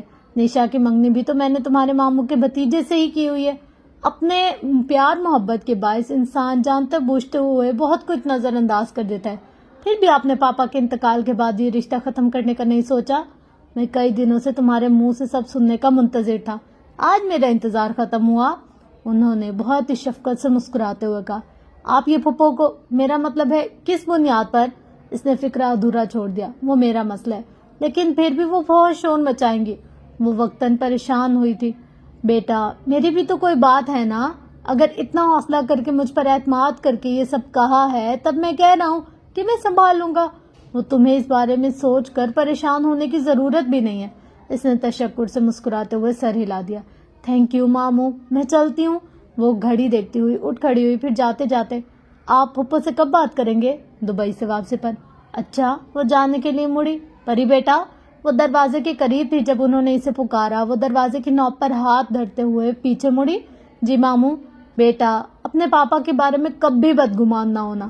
اپنے بھانجوں سے ہر بیٹی کے باپ کو بہت امیدیں وابستہ ہوتی ہیں. اگر تمہیں لگتا ہے کہ راکھا پوشی جانے کی اجازت نہ ملنے پر تمہاری ناخوشی محسوس کر کے تمہارے لیے لاکھوں روپیہ خرچ کر دینے والا باپ زندگی کے سب سے اہم معاملے پر سنگ دل ہو گیا تھا تو تم غلط ہو. اسے اندازہ تھا کہ تم ناخوش ہو, مگر اسے اپنا بھانجا اتنا پیارا تھا کہ اس خیال میں سیف سے شادی کر کے وہ تمہیں زندگی کی تمام خوشیاں دے رہا تھا. تمہارے پاپا کی سوچ ہر مشرقی باپ کی طرح یہی تھی کہ وہ اپنی بیٹی کا برا بھلا زیادہ بہتر سمجھ سکتا ہے. وہ ایک بہترین آدمی تھا. اس نے ہر حال میں تمہارے لیے بہترین ہی سوچا تھا. وہ اداسی سے مسکرا دی. آئی نو ماموں, میں پاپا سے کبھی ناراض نہیں ہو سکتی. شاید میں سیف سے شادی کر بھی لیتی, مگر بس دل نہیں مانتا. وہ اس سے آگے کچھ اور بھی کہنا چاہتی تھی مگر رک گئی. یہ بات اسے ماموں کی واپسی پر کرنی تھی. خدا حافظ ماموں. وہ وہاں سے چلی آئی. اب اس کا رخ مارکیٹ کی طرف تھا جہاں جنا سپر میں ایک ایسی شاپ بھی تھی جہاں سے اکثر وہ غیر ملکی نوادرات خریدا کرتی تھی. مجھے ترکی کا جھنڈا چاہیے. افق کو فون پر وہ وہی مفلر پہن کر آنے کی تاکید کرنے لگی تھی, مگر تب اسے یاد آیا کہ وہ مفلر بہت اوپر راکھا پوشی کی برف میں آنے والی کئی صدیوں کے لیے دفن ہو چکا تھا. اب اسے ویسے ہی ایک مفلر افق ارسلان کو گفٹ کرنا تھا. ترکی کا جھنڈا تو نہیں؟ سیلز مین نے چند منٹ بعد بتایا. اچھا. اسے مایوسی ہوئی. لیکن آپ منگوا کر تو دے سکتے ہیں نا, مجھے کل صبح تک چاہیے. کل تک؟ سیلز مین سوچ میں پڑ گیا. میں 10 گنا اوپر قیمت دوں گی مگر مجھے ہر حال میں ترکی کا جھنڈا کل تک چاہیے. اس کا انداز دو ٹوک تھا. جی جی شیور, کل صبح آپ اٹھا لیجئے گا. وہاں سے وہ جوتوں کی دکان تک آئے. اپنے پرانے جوگر سے ملتے جلتے سفید اور گلابی رنگ کے جوگرز خریدے. अब इसे अस्पताल जाकर इस्तीफा देना था। कल से वो एक नई जिंदगी शुरू करने जा रही थी, जिससे इसे गुजरे हुए 3 माह और पहाड़ों को मन्हा करना था। सामान गाड़ी में रखकर इसने ऊपर आसमान को देखा। अब नीली चादर में जगह जगह सफेद रंग ही था। क्या बादलों का झुंड भी अभी इस्लामाबाद से काफी दूर था। काश वो बादल कल इसी जगह पर इस वक्त मार्गिला की पहाड़ियों पर उतरे, जब वो उफक से मिलने जाए। ठंडी हवा इसके मुखालिफ सिमत से चली, इसके बार बार बाल चेहरे पर ला रही थी। इसने बैठने से कबल चंद लम्हों के लिए आंखें मूंद कर हवा की खुशबू को सूंघा और दरख्तों पर फुदकती चिड़ियों की सरगोशियां और कदमों तले बोलते पत्थरों की बातें सुनी। फिर आने वाले दिनों की खुशियों का तस्वुर करते हुए वो आंखें खोलकर गाड़ी में बैठने ही लगी थी कि दूर कहीं से उड़कर कौवों ने इसके सर के पिछले हिस्से पर अपनी चोंच मारी। इसके लबों से कराह निकली। इसी पल वो आसमान पर उड़ते चले गए। वो सर का पिछला हिस्सा सहलाते हुए खौफजदा निगाहों से उफक पर गायब होते हुए इन कौवों को देखती रही। क्या फिर कोई बुरी खबर इसकी मुंतजिर थी, या वो जरूरत से ज्यादा तोहम परस्त हो चुकी थी। वो सर झटक कर गाड़ी में बैठ तो गई, मगर अब इन दोनों कौवों को जहन से झटकना इसके लिए बहुत मुश्किल थी। मुझे समझ में नहीं आ रहा कि ये सब इतनी अचानक कैसे हो गया। खैमे में रखी चौथी कुर्सी खींचने के बाद जैनिक ने बेहद हैरत से पूछा। बाकी तीनों कुर्सियों पर उफक, कहना और अहमद बैठे थे। मैंने इसे कांटेक्ट किया और कल इसे मिलने जा रहा हूँ, दैट्स इट। वो बज़ाहिर लापरवाही से बोलता, मगर लबों पर बिखरी आसूदा मुस्कुराहट छुपा नहीं सका। तुम खुशकिस्मत हो। एक मुझे देखो, मंगनी से 2 दिन पहले कॉल आ गई कि कश्मीर जाना है। जैनिक ने मसनूई तासुर से सर झटका। इसकी मंगनी मुलतवी हो चुकी थी और इसने खुद ही की थी। ये वही था जो इन सबको वहां लाया था। फिर तुम हमारे साथ इन रिमोट एरियाज में ना ही जाओ तो बेहतर है। अहमद ने कुछ देर सोचने के बाद संजीदगी से कहा, देखो वहाँ हमें मलबे तले दबे लोग निकालने हैं, तमाम इमारतें आधी खड़ी होंगी। अगर रेस्क्यू वर्क के दौरान किसी आफ्टर शॉक से पूरी की पूरी इमारत तुम्हारे ऊपर गिर गई तो हम डॉक्टर परीशे को क्या जवाब देंगे। अहमद बंदे की शक्ल अच्छी ना हो तो बात तो अच्छी कर लेनी चाहिए। उफक ने खफकी से इसे देखा। मेरी शक्ल बहुत अच्छी है। आनी कहती है मुझसे ज्यादा खूबसूरत बच्चा इसने तुर्की में नहीं देखा। हर माँ यही कहती है, मेरी माँ भी यही कहती थी। असल औकात तो यूनिवर्सिटी की लड़कियों ने बताई थी। कैनन हंसकर बोला, चल हम जाने, तुमने चलना है। जैनिक सामान बैग पैक में बंद कर रहा था। ऑफ कोर्स, तुम्हें क्या भूल गया है कि मैं और तुम हमेशा हर जगह इकट्ठे जाते हैं। वो भी उठ खड़ा हुआ। हाँ, लेकिन कल तुम्हें इस्लामाबाद जाना है। वो इलाका दूर है, शायद तुम्हारी सुबह तक वापसी ना हो सके। कोई फर्क नहीं पड़ता, अगर देर हो गई तो मैं कल के बजाय परसों चला जाऊंगा, लेकिन हमें साथ ही जाना है। याद है हमारा मोटो था कि उफक और जैनिक जन्नत में भी इकट्ठे जाएंगे। वो हंसकर कहते हुए अपना सामान समेटने लगा। बात सिर्फ जैनिक के साथ जाने की नहीं थी। इसका दिल अंदर ही अंदर इन लोगों का सोच कर तड़प रहा था जो इतने दिन गुजरने के बाद भी मलबे तले दबे थे। आज उन्होंने मुजफ्फराबाद से चंद लोगों को जिंदा निकाल लिया था। सो इसे उम्मीद थी कि वहाँ कुछ जाने तो होंगी जिन्हें वो जालिम पत्थरों से निकाल सकेंगे। इनके ग्रुप में कराची यूनिवर्सिटी के कुछ स्टूडेंट्स, चंद जवान और वो 4 लोग जो तुर्क थे। हेलीकॉप्टर ने इन्हें 2 पहाड़ों पर एक जगह उतार दिया, जहां से 6 घंटे के पैदल सफर के दौरान वो उस बस्ती में पहुंचे थे जहां 8 अक्टूबर के बाद कोई नहीं आया था। वो छोटा सा गांव नुमा कस्बा था जिस तक पहुंचने के लिए जमीनी रास्ते लैंडस्लाइडिंग के तहत मसदूद हो चुके थे। हर सौ इमारतों का मलबा बिखरा था। क्या घर और क्या स्कूल, सब मुनहदम हो चुके थे। वो एक बड़ी इमारत थी जो आधी मुनहदम हो चुकी थी और बाकी आधी सलामत खड़ी थी। 8 अक्टूबर के बाद शायद कोई शख्स इसके करीब नहीं भटका था। वजह इसका आधा घर का हिस्सा था जो इतना कमजोर था कि महज एक आफ्टर शॉक से ही इसको जमीन बोझ करने को काफी था। ये इतनी बड़ी इमारत है, गालबन गवर्नमेंट का कोई इदारा है। यकीनन बहुत से लोग होंगे अंदर और हो सकता है कोई जिंदा भी हो। उफक के पीछे जब कोई भी इस इमारत में दाखिल ना हुआ तो वो बाहर निकलकर इन तमाम लोगों से कहने लगा, इतने दिन बाद तो शायद ही कोई जिंदा ना हो। एक लंबे लड़के ने मायूसी से कहा, मगर आज इन्होंने मुजफ्फराबाद से कुछ लोग निकाले हैं, इसलिए मैं अंदर जा रहा हूँ। किसी ने आना है तो आए, और अगर किसी ने आफ्टर शॉक के डर से बाहर रुकना है वो रुक जाए, मुझे कोई एतराज नहीं। वो 2 टोक अंदाज में कहकर अपने आलात लिए अंदर दाखिल हुआ। फौजियों और तुर्कों ने इसकी तकलीद की। वहाँ हर तरफ मलबा बिखरा था। शायद कोई स्कूल था जिसके आधे से ज्यादा कमरे मुनहदिम हो चुके थे। कुछ की छतें भी आधी गिर चुकी थी। जिस कमरे में वो दाखिल हुआ इसकी छत आधी से ज्यादा जमीन बोझ हो चुकी थी। वो एक जवान जमीन पर बिखरे पत्थर उठाने लगा। थोड़ी देर बाद इसे बड़े बड़े पत्थरों और सरिये के टुकड़ों के दरमियान चंद कागज दिखाई दिए। इसने झुककर वो कागज उठाया और इन्हें आंखों के करीब लाया। इन पर उर्दू में कुछ लिखा था। یہ دیکھو کیا لکھا ہے۔ افق نے سامنے موجود ان جوان کی جانب وہ کاغذ بڑھایا جس نے ٹارچ اس پر کرتے ہوئے پڑھنا شروع کیا۔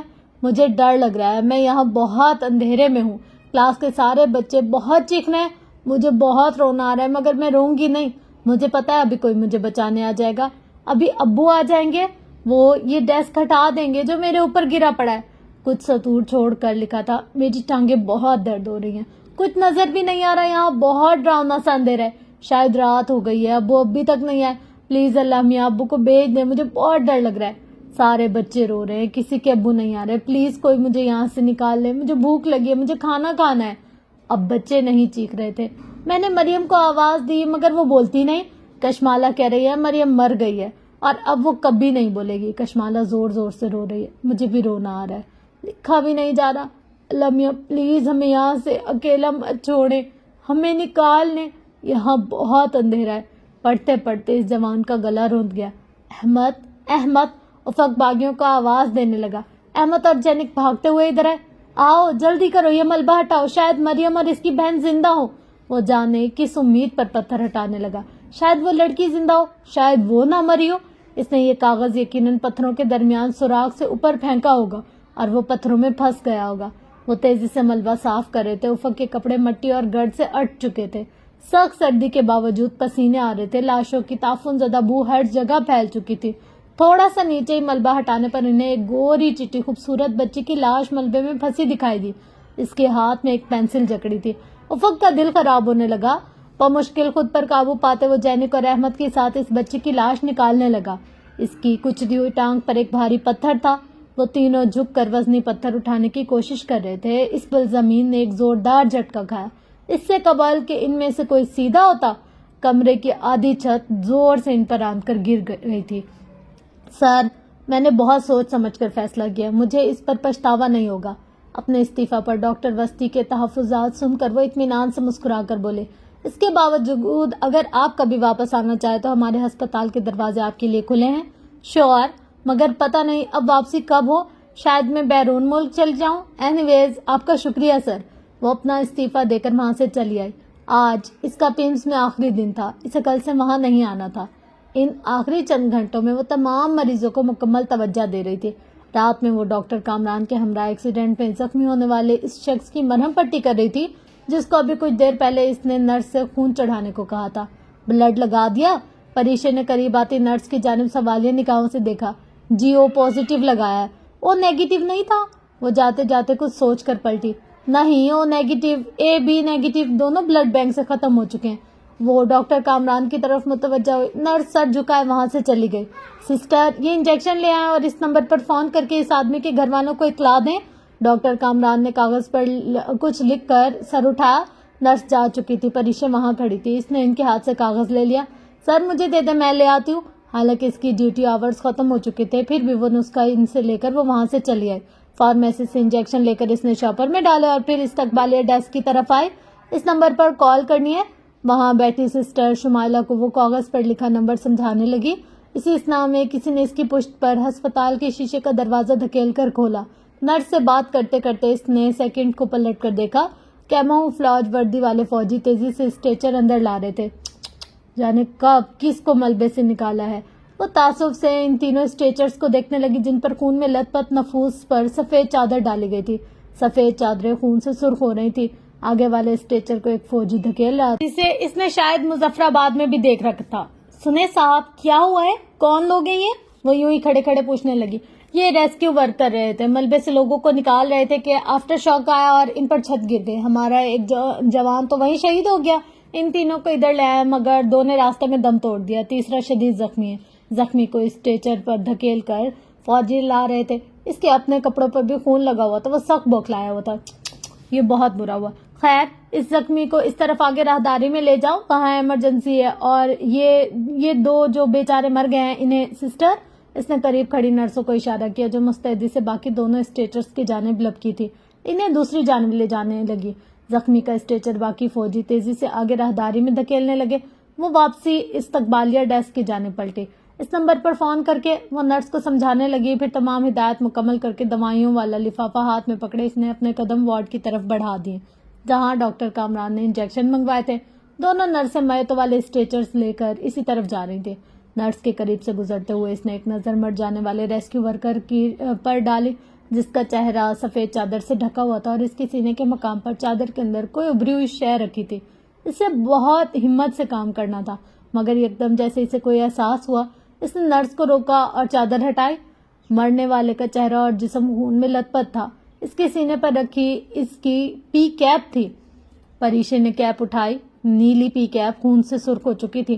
بیچارہ افسوس سے سر جھٹک کر وہ کیپ کو واپس رکھنے ہی والی تھی کہ ایک دم کسی چیز نے اسے ٹھٹکنے پر مجبور کیا.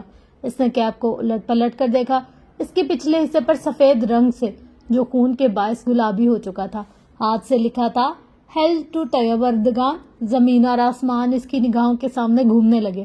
وہ بے اختیار لڑکھڑائی. کیپ اس کے ہاتھ سے چھوٹ کر فرش پر جا گری.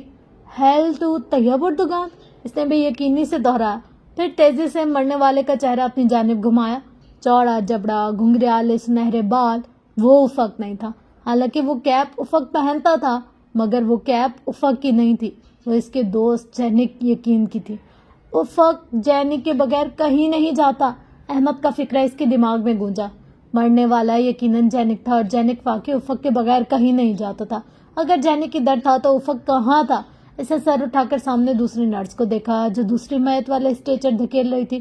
وہ تیزی سے اس اسٹریچر کی جانب لپکی اور پھر کانپتے ہاتھوں سے سفید چادر کا کونا پکڑا. اس میں چادر ہٹانے کی ہمت بھی نہیں تھی. وہ افق کو خون میں لت پت لاش بنا نہیں دیکھ سکتی تھی. اس نے چادر ہٹانی چاہیے مگر اس کی لرزتی انگلیوں نے حرکت نہیں کی. ان میں چادر ہٹانے کی ہمت ہی نہیں تھی. نرس نے جیسے کچھ سمجھ کر سفید کپڑا مرنے والے کے چہرے سے اتار دیا. اس کا سانس رک گیا. وہ افق نہیں تھا, وہ احمد دوران تھا. معصوم کیوٹ سا احمد دوران جو بہت ہنسا کرتا تھا. احمد, اوہ گاڈ. اس نے بے اختیار اس کا خون میں لت پت چہرہ تھپ تھپایا. وہ بے جان تھا. احمد مر چکا تھا. اس کی گردن ایک طرف کندھے پر ڈھلک گئی تھی. نہیں احمد نہیں. وہ چیخ روکنے کو منہ پر ہاتھ رکھے 2 قدم پیچھے ہٹی. دور کوریڈور کے دوسرے کنارے پر وہ فوجی اور وارڈ بوائے تیسرا اسٹریچر دھکیل کر جا رہے تھے. اسے یہ جاننے کی ضرورت نہیں تھی کہ وہ تیسرا کون تھا. وہ بے اختیار ان کی جانب بھاگی. دوائی کا لفافے کا ایک سرا اس کے ہاتھ سے نکل گیا. لفافہ ترچھا ہوا. چھوٹی چھوٹی شیشیاں ایک ایک کر کے دور ہوتے بدحواس قدموں کے ساتھ چمکتی ٹائلز پر گرنے لگی. شیشیاں ٹوٹنے کی چھناکے دار آواز پر ارد گرد کتنے ہی لوگوں نے سر اٹھا کر اسے دیکھا تھا جو دوڑتے ہوئے کوریڈور کے دوسرے سرے تک آئی تھی. رکو رکو. اس کی ہراسہ آواز پر جوان رکا. وہ لپک کر اسٹریچر تک آیا اور زخمی انجینئر کا چہرہ اپنی جانب کیا. وہ بند آنکھوں سے رک رک کر سانس لیتا. افق ارسلان ہی تھا. افق, میرے اللہ, یہ تو بہت زخمی ہے. اسے فوراً ادھر لاؤ.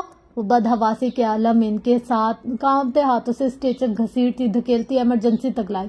ڈاکٹر وسطی, سر پلیز اسے دیکھیں, جلدی کر ریمر, نہیں یہ مر جائے گا. کسی اور طرف متوجہ ڈاکٹر وسطی کا بازو کھینچ کر وہ انہیں اس تک لائے. سر پلیز جلدی کرے, اس کا خون بہت بہہ جا رہا ہے. اس کا پورا وجود کسی سوکھے پتے کی مانند لرز رہا تھا. اسے ابتدائی طبی امداد دینے کی تھوڑی دیر بعد ڈاکٹر وسطی کے ساتھ کھڑی نرس سے کہنے لگے اس کا بلڈ بہت بہہ گیا, اس کا گروپ چیک کریں اور بلڈ کا بندوبست کریں. Blood group? پریشے نے چونک کر سر اٹھایا. مجھے پتا اس کا گروپ او نیگیٹو ہے. کہہ کر وہ رکی نہیں بلکہ بھاگتی ہوئی باہر آئی. تب اسے یاد آیا کہ بلڈ بینک میں او نیگیٹو تو ختم ہو چکا ہے. اوہ خدایا, اب وہ خون کہاں سے لائے؟ افق کو خون کی شدید ضرورت تھی مگر وہ کہاں سے لائے؟ اس نے یاد کرنے کی کوشش کی کہ اس کی کسی عزیز رشتہ دار کا گروپ او نیگیٹو, اور تب ایک خیال بجلی کی طرح اس کے ذہن میں گوندا تھا. سیف, ہاں سیف کا گروپ او نیگیٹو ہے. وہ دوڑتے ہوئے استقبالیہ کاؤنٹر تک آئی. نرس کسی سے فون پر بات کر رہی تھی. اس نے تیزی سے ریسیور چھپٹا, کال ڈسکنیکٹ کی اور لرزتی انگلیوں سے سیف کا نمبر ملانے لگی. وہ اس بری طرح ہراسہ اور پریشان تھی کہ اسے بھول گیا تھا کہ اس کے اوور آل کی پاکٹ میں بھی موبائل رکھا تھا. اس سے تو سیف کا نمبر بھی نہیں ڈائل ہو رہا تھا. دماغ بری طرح معاف تھا. بمشکل نمبر ڈائل کیا. تیسری گھنٹی پر سیف نے ہیلو کہا. سیف تم پلیز ادھر پمز آ جاؤ, ایمرجنسی ہے, بلڈ چاہیے. کون؟ پری؟ کیا ہوا؟ امی تو ٹھیک ہے؟ سیف کا ذہن فوراً ماں کی جانب گیا جو ہائی بی پی کی مریضہ تھی. ہاں وہ ٹھیک ہے مگر ایک زخمی ہے, اس کا گروپ او نیگیٹو ہے. اوہ تو مریض ہے. وہ ریلیکس ہو گیا. ہاں اور اس کو فوری بلڈ چاہیے تو ہسپتال کے بلڈ بینک سے لے لو. زلزلے پر اتنے تو لوگوں نے خون دیا ہوگا. جو تھا وہ لگا دیا. اگر ہوتا تو میں تم سے مانگتی. وہ جھنجھلا گئی. तुम बस फौरन इधर आ जाओ। परीक्षे में मसरूफ हूँ, हम टेंडर लेने के लिए फिगर्स दे रहे हैं, मैं नहीं आ सकता। सैफ, खुदा के लिए वो मर जाएगा, इसको फौरी ब्लड चाहिए, तुम प्लीज आ जाओ। टिम्स तुम्हारे ऑफिस की करीबी तो है। सिर्फ उफक की जिंदगी के लिए इसने एक दफा फिर इसकी मिन्नत की थी। मैंने कहा ना नहीं आ सकता। सारे शहर में खून खत्म तो नहीं हो गया, किसी दूसरे अस्पताल से पता करो, वो बेजार सा बोला। मगर हमें फौरी चाहिए। यार क्या मसला है, मैं मीटिंग में हूँ। अच्छा, घंटे तक आने की कोशिश करूंगा। घंटे तक? इसके पास घंटा नहीं होगा सैफ, वो मर जाएगा। खुदा के लिए सैफ, वो मर जाएगा। मैं तुम्हारी मिन्नत करती हूँ, प्लीज तुम आ जाओ। तो मैंने तो नहीं जख्मी किया इसे, देखो मुझे इससे हमदर्दी है, वो जो कोई भी है। और मैं आ भी जाता, मगर इस वक्त मैं वाकई सख्त मसरूफ हूँ। मैं 2 करोड़ का मुनाफा हासिल करने के लिए ये टेंडर खो नहीं सकता। प्लीज अब मुझे तंग मत करो, बाय। वो रिसीवर पकड़े साकित से खड़ी रही। नहीं, सैफ को मेरी बात समझ में नहीं आई। अभी मैं इससे दोबारा एक्सप्लेन करूंगी तो वो फौरन आ जाएगा। इसने फिर सैफ का नंबर डायल किया, इसने कॉल काट दी। इसने फिर नंबर मिलाया, अब के सैफ ने मोबाइल ऑफ कर दिया। परीक्षे को अपना दिल डूबता हुआ महसूस हुआ। 2 करोड़? सिर्फ 2 करोड़ के नफे के पीछे सैफ किसी की जान बचाने नहीं आ सकता। वो अपने सेरो खून में 2 बोतलें एक जख्मी को नहीं दे सकता था। 2 बोतलें, 2 करोड़। उफक अरसलान 2 करोड़ पाकिस्तानी रुपए से भी अज़ा था। सैफ के पास चंद लम्हे भी इस शख्स की जिंदगी बचाने को नहीं थे जो परीक्षे की पूरी जिंदगी था। वो ऑपरेशन थिएटर में अपनी जिंदगी की आखिरी सांसें लेता इतना बेवकूफ था। या खुदाया, इसने किसी का क्या बिगाड़ा था जो वो यूं जख्मी हो गया था। वो इतना अच्छा इंसान अंदर मर रहा है और तुम्हारे बनाए गए दूसरे इंसान अपने नोट गिनने में लगे। कुछ करो मेरे अल्लाह, उफक को बचाओ। दिल ही दिल में वो दुआ करती इस्तकबालिया डेस्क से हटी और वापस उफक के पास आई। वो बेड पर चित लेटा था, इसकी आंखें बंद थी, चेहरा खून आलूदा खराशों से भरा हुआ था। इसे ऑक्सीजन मास्क लगा दिया गया था। चंद डॉक्टर्स इसके जख्मी चेहरे पर झुके थे। ब्लड मिला? डॉक्टर वस्ती ने इसे आते देखकर पूछा। नहीं सर, इसने मायूसी से नफी में गर्दन हिला दी। इसके जख्म बहुत शदीद हैं, इसे ब्लड मिल गया तब भी ये शायद ही बचे। वो दोबारा इस पर झुक गए। सर, आप मेरा सारा खून ले लें, मगर इसे बचा ले। वो रो देने के करीब थी। आपका ग्रुप क्या है? O positive. मगर सिस्टर कह रही थी मरीज का ओ नेगेटिव है। आपका ब्लड इसे नहीं लग सकता। डॉक्टर परिशे, आपके ड्यूटी आवर्स खत्म हो चुके हैं, आप जाकर घर पर आराम करें। इसने ठीक से इनकी बात सुनी भी नहीं थी और बाहर निकल आई। कॉरिडोर में जख्मी कैन जैनिक खड़ा था। तुम्हारा ब्लड ग्रुप क्या है? एकदम रुककर इसने कैन से पूछा। B positive. परिशे की आखिरी उम्मीद भी दम तोड़ गई। वो सबक रफ्तारी से वहां से आगे चली आई। इसे दूसरे अस्पताल से ब्लड मंगवाना था, क्योंकि ये मुश्किल भी था कि ब्लड मिल जाए, मगर उफक के लिए इसे हर कोशिश करना थी। बीच कॉरिडोर में इसे किसी ने रोक लिया। डॉक्टर परिशे, वो 17-18 बरस का जानी पहचानी शक्ल का लड़का था। आपको नेगेटिव चाहिए? आप अभी फोन पर किसी से कह रही थी मेरा ग्रुप ओ नेगेटिव है। किसी ने इसके मुर्दा वजूद में नई रूह फूंक दी। मेरे साथ आओ। वो लड़के का बाजू पकड़कर खींचती हुई इसे ऑपरेशन थिएटर तक लाई। सर, ब्लड मिल गया, इसका ओ नेगेटिव है। आनंद फानन लड़के को साथ लेकर बेड पर लिटाया गया। इसकी आस्तीन ऊपर की, नालियां जोड़ी।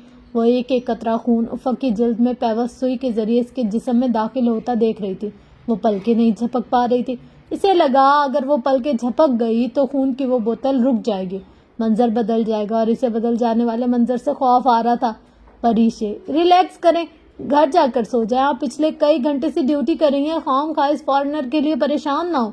इसकी ही जानी कैफियत और इस शराब देखकर डॉक्टर वस्ती ने ग्रीन मास्क के पीछे से कहा। वो इन्हें कैसे बताती? वो अपनी जिंदगी को यूं तनहा छोड़कर नहीं जा सकती थी। एक वक्त था जब इस शख्स की सिर्फ टांग जख्मी हुई थी और वो इसके लिए 4 रातें ठीक से लेट कर सो नहीं सकी थी। अब भला कैसे जा सकती थी? खून बूंद बूंद उफक के जिस्म में दाखिल हो रहा था। ईसीजी मशीन पर इसके दिल की धड़कन आड़ी तिरछी लकीरों से जाहिर हो रही थी, मगर परीशे का दिल अंदर ही अंदर डूब कर उभर रहा था। इससे मजीद नहीं देखा गया। वो बाहर चली गई। बाहर कॉरिडोर में वो फौजी जवान अब नहीं थे, जाने वो कहाँ चले गए थे।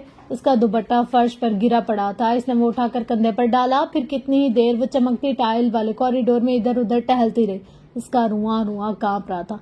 अगर उफक को कुछ हो गया तो वो क्या करेगी? वो कहाँ जाएगी? मेरे अल्लाह, इसे बचा लो। दुआ के लिए हाथ उठाए तो अल्फाज लबों पर ही दम तोड़ गए। आंसू टिप टिप इसकी आंखों से गिरने लगे। اتنی اچانک یہ کیا ہو گیا تھا؟ وہ تو بہت خوش کن خیالوں میں گھری گھر جا رہی تھی. اسے تو ابھی کل سپہر کی تیاری بھی کرنی تھی. اسے تو کل افق سے مارگلہ کی پہاڑیوں پر ملنا تھا. یوں ہسپتال میں تو نہیں. اسے منع کیا تھا اسے کہ وہ اسے پیمس ملنے نہیں آئے گا. پھر وہ اس طرح پیمس کیوں آ گیا تھا اسے پتا بھی نہیں تھا. پھر بھی وہ کب فرش پر بیٹھ کر پھوٹ پھوٹ کر رونے لگی. زندگی ہمیشہ اس کے ساتھ ایسے کیوں کرتی تھی؟ اسے خوشیاں کیوں راس نہیں آتی تھی؟ پچھلے 3 برسوں میں افق ارسلان نام کی وہ واحد خوشی اسے ملی تھی. وہ خوشی جو کل اس کی ہونے جا رہی تھی، وہ اتنی جلدی کیوں اللہ اس سے چھین رہا تھا؟ اتنا قریب آ کر وہ شخص پھر کیوں دور جا رہا تھا؟ وہ بہت دیر فرش پر بیٹھی بلک بلک کر روتی رہی. میں ضرور آؤں گا. تمہیں یاد ہے راکھا پوشی کی برف میں تمہارے آنسو گر رہے تھے؟ مجھے تمہیں وہ آنسو لوٹانے. وہ ٹھیک کہتا تھا. وہ اسے آنسو لوٹانے صبح سے پہلے ہی واپس آ گیا تھا. اب رونا نہیں ہے. پری آنکھیں صاف کرو. صبح اس کا کہا گیا فکرہ اس کے ذہن میں گونجا. وہ کھڑی ہو گئی. لڑکا خون دے کر واپس آ چکا تھا. اپنی آستین نیچے کرتے ہوئے اس نے پری کو دیکھا تو رک گیا. پھر چند قدم چل کر اس کے قریب آیا. وہ اسے پہچان گئی تھی. وہ حسیب کا دوست تھا جسے وہ اس روز بھی ہسپتال میں ملی تھی. روئے مت، وہ ٹھیک ہو جائے گا. اس کے قریب آ کر بہت آہستگی سے اس نے کہا. پری نے چونک کر بھیگا چہرہ صاف کیا. اتنے عرصے بعد وہ آپ کو کھو جانے کے لیے نہیں ملا. وہ ٹھیک ہو جائے گا. میں نے پہچان لیا، یہ افق ارسلان ہے. وہ اتنی مدھر سرگوشی میں کہہ رہا تھا کہ پریشا کے علاوہ کوئی دوسرا اس کمرے میں اس کی بات نہیں سن سکتا تھا. کیا واقعی وہ ٹھیک ہو جائے گا؟ جی. اور اب میں آپ کو آپ ہی بول سکتا ہوں؟ وہ ہلکا سا مسکرایا. وہ نم آنکھوں سے ایک پل کو مسکرائی. اس کا سر خود بخود اس بات میں ہل گیا. بعض دفعہ بعض لوگوں کو ہم کتنا غلط سمجھتے ہیں. وہ اس کے قریب سے ہو کر نکل گیا. پریش نے پلٹ کر اسے دیکھا. سنو. وہ جاتے جاتے مڑا. جی. تمہارا نام کیا ہے؟ وہ پھر بھول گئی. وہ ہولے سے مسکرایا. مصب عمر. یہ کہہ کر وہ رکا نہیں. یہ افق کے قریب چلی آئی. آس پاس کتنے لوگ موجود تھے وہ کسی کو بھی نہیں دیکھ رہی تھی. اس کی نگاہ افق کے چہرے اور بند آنکھوں پر جمی تھی. وہ اس کے سرہانے کھڑی ہو گئی اور اس کا بایاں ہاتھ جو زخموں سے کسی حد تک محفوظ رہا تھا اپنے ہاتھ میں تھام لیا. اس کی کلائی میں وہی گھڑی تھی. چکور سیاہ ڈائل کے درمیان چمکتا ہیرے کا احرام. ڈائل کا شیشہ البتہ چکنا چور ہو چکا تھا. اس نے بھیگی آنکھوں سے افق کا چہرہ دیکھا. وہ آنکھیں بند کیے لیٹا تھا. وہ آنکھیں کھولتا کیوں نہیں تھا؟ وہ کچھ کہتا کیوں نہیں تھا؟ افق. وہ دھیرے دھیرے سے بڑبڑائے. افق اٹھو، سونا نہیں ہے. سو گئے تو پھر نہیں جاگو گے. میں نے منع کیا تھا نا، سونا نہیں ہے. پھر کیوں سو رہے ہو؟ اٹھ جاؤ افق. صرف ایک دفعہ اپنی پری کے لیے. دیکھو تمہارے قریب ہے پری. وہ تمہیں پکار رہی ہے. پری کا نجات دہندہ کہاں ہے؟ وہ سو کیوں رہا ہے؟ اٹھو افق پلیز، آنکھیں کھولو. تمہیں وائٹ پیلس کی وہ اونچی سیڑھیاں یاد ہیں؟ وہ مور کا پنجرا جس میں مور ناچا کرتے تھے. کونے میں مورنی دبکی بیٹھی ہوتی تھی اور نیچے جھرنے پر وہ اداس گیت گاتی چڑیا. جھرنے کا پانی اور پتھروں پر سب ہمارے قدموں کے نشان. وہ سب تمہیں پکار ہیں. تم نے کہا تھا ہم پھر کبھی وائٹ پیلس گئے تو نیلے پتھروں کے پیچھے چھپایا گیا وہ ات کھایا بگو گوشہ تلاش کریں گے. افق اس سبز بگو گوشے کو تو پرندوں نے نہیں کھایا. وہ سب تمہارے دوبارہ آنے کا انتظار کرے. اٹھو افق. پری کے لیے ماؤ ڈھونڈ کے نیلے پانیوں اور جھمولکا کی چوڑیوں پر سنہری رت سے اترتی سورج کی پریوں کے لیے اٹھو. شاید تمہیں وہ سب بھول گیا مگر وہ پریاں نہیں بھولی. وہ آج بھی تمہیں یاد کرتی ہیں. ہمیں ایک بار پھر ان کے پاس جانا ہے. ہمیں ایک دفعہ پھر ان پر یوں رقص کرتا دیکھنا ہے. مجھے ایک دفعہ پھر وائٹ پیلس کی 3ری منزل کی بالکنی میں کھڑے ہو کر افق ارسلان کا گیت سننا ہے. وہ گیت جس میں جامنی پہاڑوں پر جمی برف اور اناتولیا کی گلیوں کا ذکر تھا. وہ گیت جس میں بچھڑنے اور وعدہ نبھانے کا ذکر تھا. مجھے وہ گیت پھر سناؤ افق. پلیز اٹھو. میں اب تم سے کوئی وعدہ کوئی عہد نہیں لوں گی. اب میں تمہیں یہاں سے نہیں جانے دوں گی. تمہیں اپنے اس عشق کا واسطہ جس کا اظہار تم نے کبھی نہیں کیا. اٹھ جاؤ. اس کی پلکوں سے آنسو ٹوٹ ٹوٹ کر چہرے پر پھسلنے لگے. وہ آکسیجن ماسک سے سانس لے رہا تھا. اس کے تنفس کی آواز تک سنائی نہیں دے رہی تھی. آنکھیں ہنزو بند تھی. سامنے رکھی ECG مشین پر لکیریں اشو کے پانی کی طرح مچلتی اچھلتی ڈوبتی اور پھر ابھرتی دکھائی دے رہی تھی. وہ ان لکیروں کو دیکھتی رہی. وہ اب اسے پہاڑوں کی طرح لگ رہی تھی. ان ظالم پہاڑوں کی طرح جو افق کی ماں کے بیٹے واپس نہیں لوٹ آتے تھے. کرا کرم اور ہمالیہ کے پہاڑ کچھ چھوٹے اور کچھ بڑے تھے. کچھ وحشی اور کچھ قاتل. کچھ خونی اور کوئی ملکہ. وہ سب ایک جیسے تھے. ظالم اور خوبصورت. بہت ظالم بہت خوبصورت. کیا بگاڑا تھا اس نے تمہارا؟ تم بہت ظالم ہو. تم بہت ظالم ہو. انسانی خون کا ایک خراج لیتے ہو، بہت خون کا خراج۔ اس کے ارد گرد برف گر رہی تھی، وہ دور تک بہت بھاری پہاڑی سلسلے پر نظریں جمائے بیٹھی تھی۔ افق اس کے سامنے لیٹا تھا اور وہ اسے کہہ رہی تھی، افق سونا نہیں ہے، خدا کے لیے سونا نہیں ہے، کبھی نہیں جاگو گے، اگر سو گئے تو اٹھو، بس ایک دفعہ اپنی پری کو دیکھ لو، وہ آتے ہی ہوں گے، بس وہ ابھی آ جائیں گے، ہمیں اس سفید رات نہیں گزارنی پڑے گی۔ ماضی حال سب آپس میں گڈ مڈ ہو رہا تھا۔ کراکرم کے پہاڑ، اونچے نیچے سفید لکیروں کے پہاڑ اس پر ہنس رہے تھے، اس کا مذاق اڑا رہے تھے۔ ہر گزرتے پل وہ چھوٹے ہوتے جا رہے تھے، زمین میں دفن ہوتے جا رہے تھے، اور آخر میں یوں لگے جیسے کراکرم برابر ہو جائے، سب برابر ہو۔ افق اٹھو، خدا کے لیے اٹھو، یہ اٹھتا کیوں نہیں، یہ بولتا کیوں نہیں، اسے اٹھاؤ، خدا را کوئی اسے اٹھاؤ۔ میں نے راتوں کو جاگ جاگ کر خدا سے اس کی خیریت مانگی ہے، اور یہ بولتا نہیں، آنکھیں نہیں کھولتا، کیوں نہیں کھولتا؟ وہ اسے شانوں سے پکڑ کر جھنجھوڑنے لگی، اسے اٹھانے جگانے کی کوشش کرنے لگی۔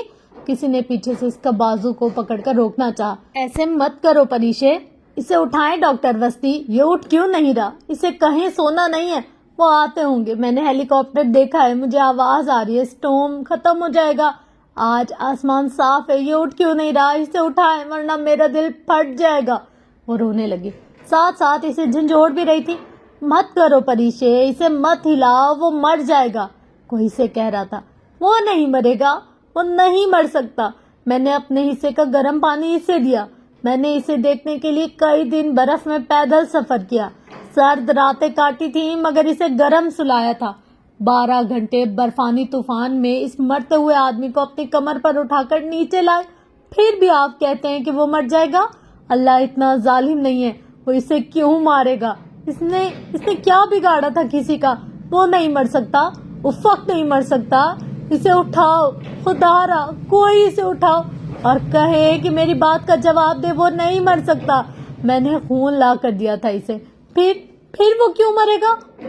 وہ زمین پر گھٹنوں کے بل گر گڑا کر اپنے دونوں ہاتھ تھامے پھوٹ پھوٹ کر رو رہی۔ وہ ایک دفعہ پہلے ہسپتال کے کمرے میں جاگی تھی تو اکیلی تھی، آج پھر زندگی کے اس موڑ پر آ گئی تھی، وہ پھر سے ہسپتال کے کمرے میں تھی، وہ پھر بھی اکیلی ہونے جا رہی تھی، وہ اس کو چھوڑ کر جا رہا تھا، بستر پر لیٹا شخص مر رہا تھا، وہ اس کے لیے کچھ نہیں کر سکتی تھی۔ روتے روتے اس نے سر اٹھا کر دیکھا، بہت سے لوگ افق پر جھکے ہوئے تھے، وہ اسے کمرے سے جانے کو کہہ رہا تھا مگر وہ اسے چھوڑ کر نہیں جا سکتی تھی۔ افق تمہیں کچھ نہیں ہوگا، پلیز آنکھیں کھولو، مجھے مت چھوڑ کر جانا، میں مر جاؤں گی۔ وہ پھر سے اس کے سرانے کھڑی ہو گئی، وہ ابھی تک آنکھیں بند کیے لیٹا تھا۔ ڈاکٹر وسطی، سر یہ بچ جائے گا نا، اسے کچھ نہیں ہوگا نا؟ آنسوؤں سے اس کا پورا چہرہ بھیگ چکا تھا، وہ بکھری سی روتے ہوئے ڈاکٹر وسطی سے پوچھ رہی تھی۔ شاید، کسی نے کہا۔ وہ پر یقین نہیں تھے، وہ پر امید بھی نہیں تھے۔ افق اس کے چہرے پر جھکی، افق آنکھیں کھولو پلیز، وہ اسے پکار رہی تھی مگر وہ آنکھیں نہیں کھول رہا تھا، ECG مشین پر ابھی سیدھی لکیر نہیں آئی تھی۔ افق تمہیں عشق کا واسطہ آنکھیں کھول دو، آہستہ سے، شاید دل میں کہہ رہی تھی مگر اسے لگا اب افق نے سن لیا۔ بہت آہستہ سے اس نے ایک لمحے کو آنکھیں کھولی، وہ نیم غنودگی کے عالم میں تھا، اس کی اد کھلی آنکھوں میں کوئی جذبہ، کوئی تاثر کچھ نہ تھا۔ اس نے اپنی آنکھیں بند کر لیں۔ یہ پھر سے کیوں بے ہوش ہو گیا ہے؟ اس نے بے اختیار اس کا چہرہ تھپتھپایا مگر اس میں کوئی جنبش نہ ہوئی۔ یہ آنکھیں کیوں نہیں کھول رہا؟ ریلیکس پریشے، اب وہ خطرے سے باہر ہے۔ پتہ نہیں کس نے کہا تھا، وہ تو بس اس کی بند آنکھوں کو خوفزدہ نگاہوں سے دیکھ رہی تھی۔ اسے اٹھائیں، اسے کہیں یہ آنکھیں کھولے۔ پریشے، اب وہ ٹھیک ہے، وہ سو رہا ہے۔ ڈاکٹر وسطی نے اسے شانوں سے پکڑ کر افق کے قریب سے ہٹایا۔ وہ سو رہا ہے؟ اس نے بے یقینی سے دہرایا۔ وہ بچ جائے گا نا؟ ہاں وہ بچ جائے گا، تم باہر جا کر بیٹھو۔ مگر وہ پھر بھی اس کے سرہانے کھڑی رہی۔ اس نے ابھی تک افق کا ہاتھ پکڑ رکھا تھا، وہ اسے چھوڑ کر نہیں جا سکتی تھی، بس وہ خوفزدہ نگاہوں سے ECG مشین پر ابھرتے ڈوبتے پہاڑوں کو دیکھتی رہی۔ وہ اب ٹھیک سے چل رہی تھی، اب انہیں سیدھی لکیر نہیں بننا تھا۔ ایک سکون سا اس کے رگوں پہ میں اترنے لگا۔ اس کا افق زندہ تھا، وہ اسے چھوڑ کر کہیں نہیں گیا تھا، وہ اس کے قریب ہی تھا، اور اس کا ہاتھ چھوڑ کر نڈھال سی وہ وہیں فرش پر گھٹنوں کے بل گر سی گئی۔ وہ کتنی دیر افق کے سرہانے روتی رہی تھی، اسے وقت گزرنے کا پتہ بھی نہیں چلا، اور تب اس نے ڈاکٹرز کو دیکھا، وہ افق کا بایاں پاؤں کاٹ رہے تھے۔ یہ کیا؟ وہ سانس نہیں لے سکی، اس کا بایاں پاؤں بری طرح سے کچلا گیا تھا اور وہ سب اسے بہت آرام سے کاٹ رہے تھے۔ وہ ان کا ہاتھ روکنا چاہتی تھی، ان کی منت کرنا چاہتی تھی کہ خدا را وہ افق کا پاؤں نہ کاٹے۔ اگر اس کا پاؤں کٹ گیا تو وہ گھوڑا کیسے دوڑائے گا، پہاڑ پر کیسے چڑھے گا؟ کوہ پیماؤں کو اپنے انہی قدموں پر ہی تو ناز ہوتا ہے۔ اور وہ سفاک ڈاکٹرز افق ارسلان سے اس کے قدم چھین رہے تھے۔ نہیں، خدا کے لیے ایسا نہ کرو، وہ اپنا ادھورا وجود دیکھ کر مر جائے گا۔ وہ انہیں روکنا چاہتی تھی مگر روک نہیں سکی۔ باہر صبح طلوع ہو رہی تھی، چڑیوں نے مدھر نغمے گانا شروع کر دیے تھے۔ وہ طویل سیاہ خوفناک رات اب ختم ہو چکی تھی، ایک لمبی مسافت اپنے اختتام کو پہنچ گئی تھی۔ ڈاکٹرز کافی دیر ہوئے وہاں سے جا چکے تھے۔ افق اب ٹھیک تھا، اسے آکسیجن ابھی تک لگی ہوئی تھی لیکن اب وہ خطرے والی بات نہیں رہی تھی۔ وہ اٹھ کر اس کے بستر پر آ بیٹھی۔ وہ سکون سا سو رہا تھا، اس بات سے بے خبر کہ اس کا پاؤں کٹ چکا ہے۔ پریشا نے تھکی تھکی مسکراہٹ کے ساتھ اس کا چہرہ دیکھا اور پھر بے اختیار اس کے ماتھے کے بالوں کو چھوا۔ وہ اس کی موجودگی کا یقین کرنا چاہتی تھی اور اب اسے یقین آ چکا تھا۔ میں اب تمہیں کبھی ہمالیہ قراقرم کے پہاڑوں میں نہیں جانے دوں گی۔ میں دنیا کے بہترین ہسپتالوں میں تمہارا علاج کراؤں گی۔ ایک دن تم بالکل ٹھیک ہو جاؤ گے، پھر ہم ترکی چلے جائیں گے اور ایک نئی زندگی شروع کریں گے۔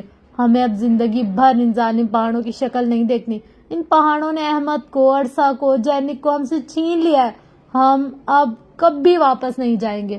ہمیں ہمالیہ کی عظیم چوٹیوں کی قسم، میں تمہیں کبھی ادھر واپس نہیں آنے دوں گی۔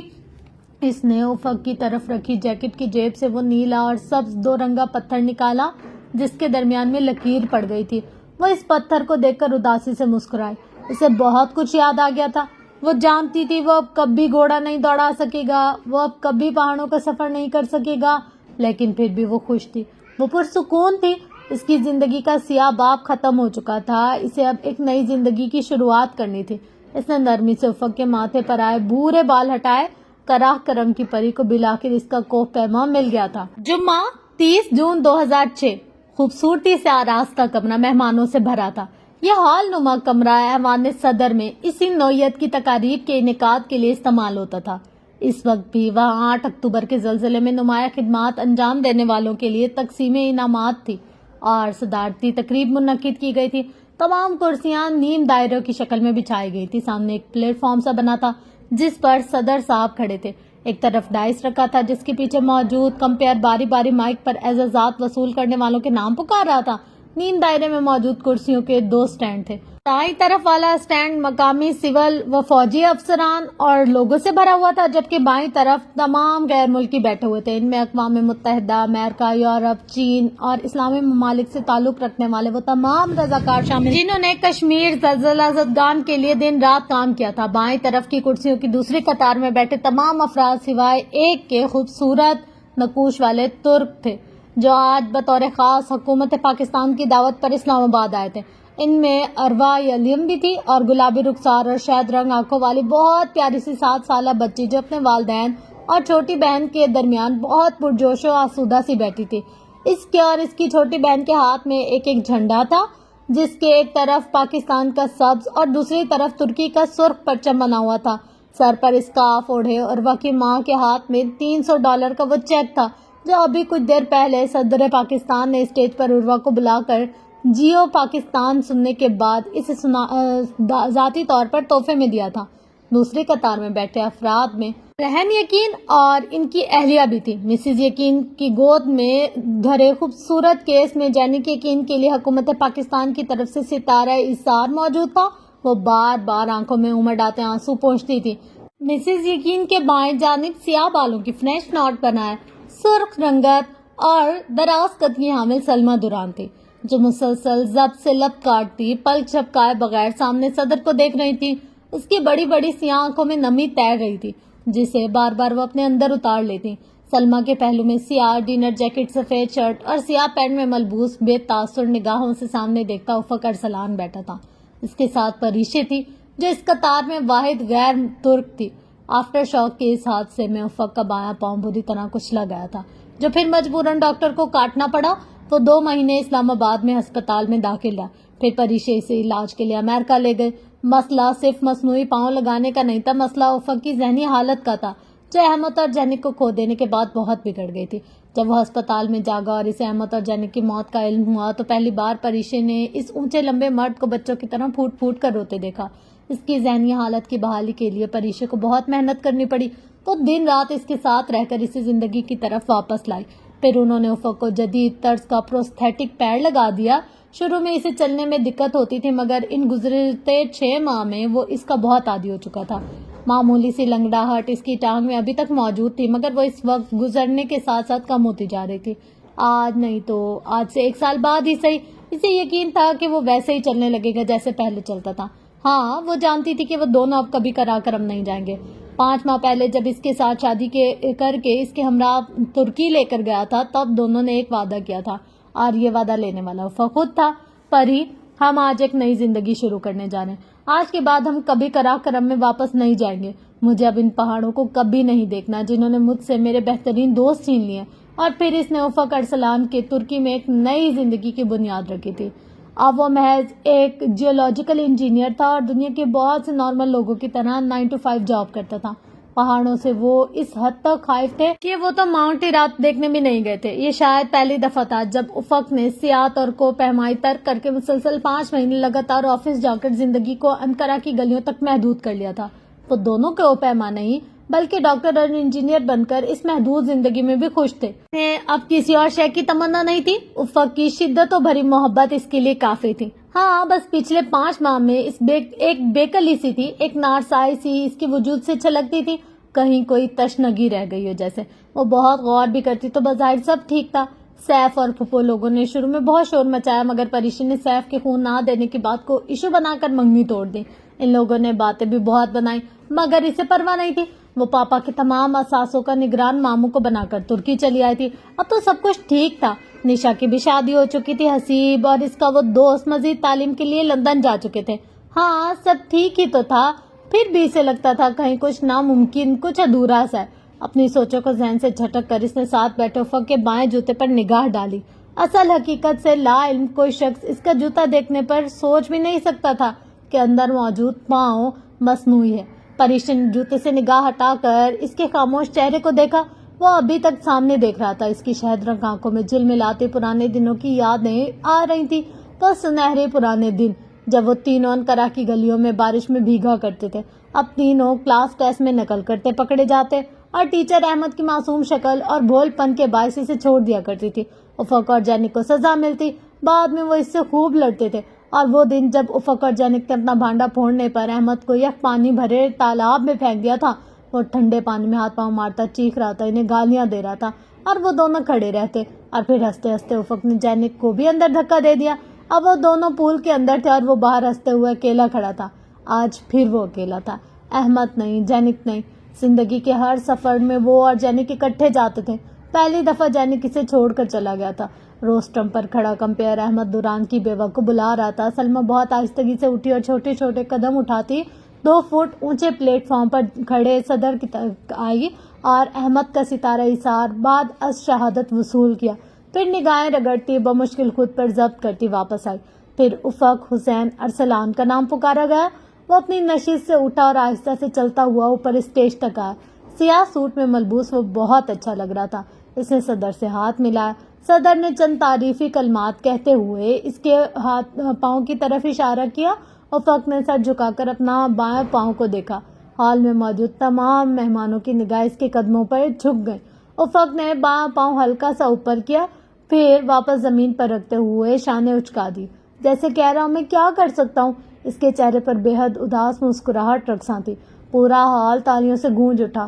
صدر افق کے کوٹ پر ستارہ ایثار لگا رہے تھے اور تمام سامعین و حاضرین اپنی نشستوں سے کھڑے ہو کر ایک بہادر ترک کے لیے تالیاں بجا رہے تھے۔ ان تالیاں بجانے والوں میں پریشا جہاں زیب بھی تھی، جو آنکھوں میں نمی لیے بہت فخر سے افق کو دیکھ رہی تھی۔ ہم مظفر آباد جا رہے ہیں۔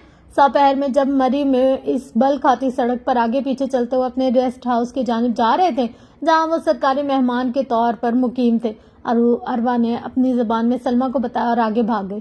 ریسٹ ہاؤس پہاڑ کی چوٹی پر تھا۔ اس تک جاتی سڑک دیکھتے دیکھتے بلند ہوتی جاتی، یہاں تک کہ ریسٹ ہاؤس کی خوبصورت عمارت تک پہنچ جاتی۔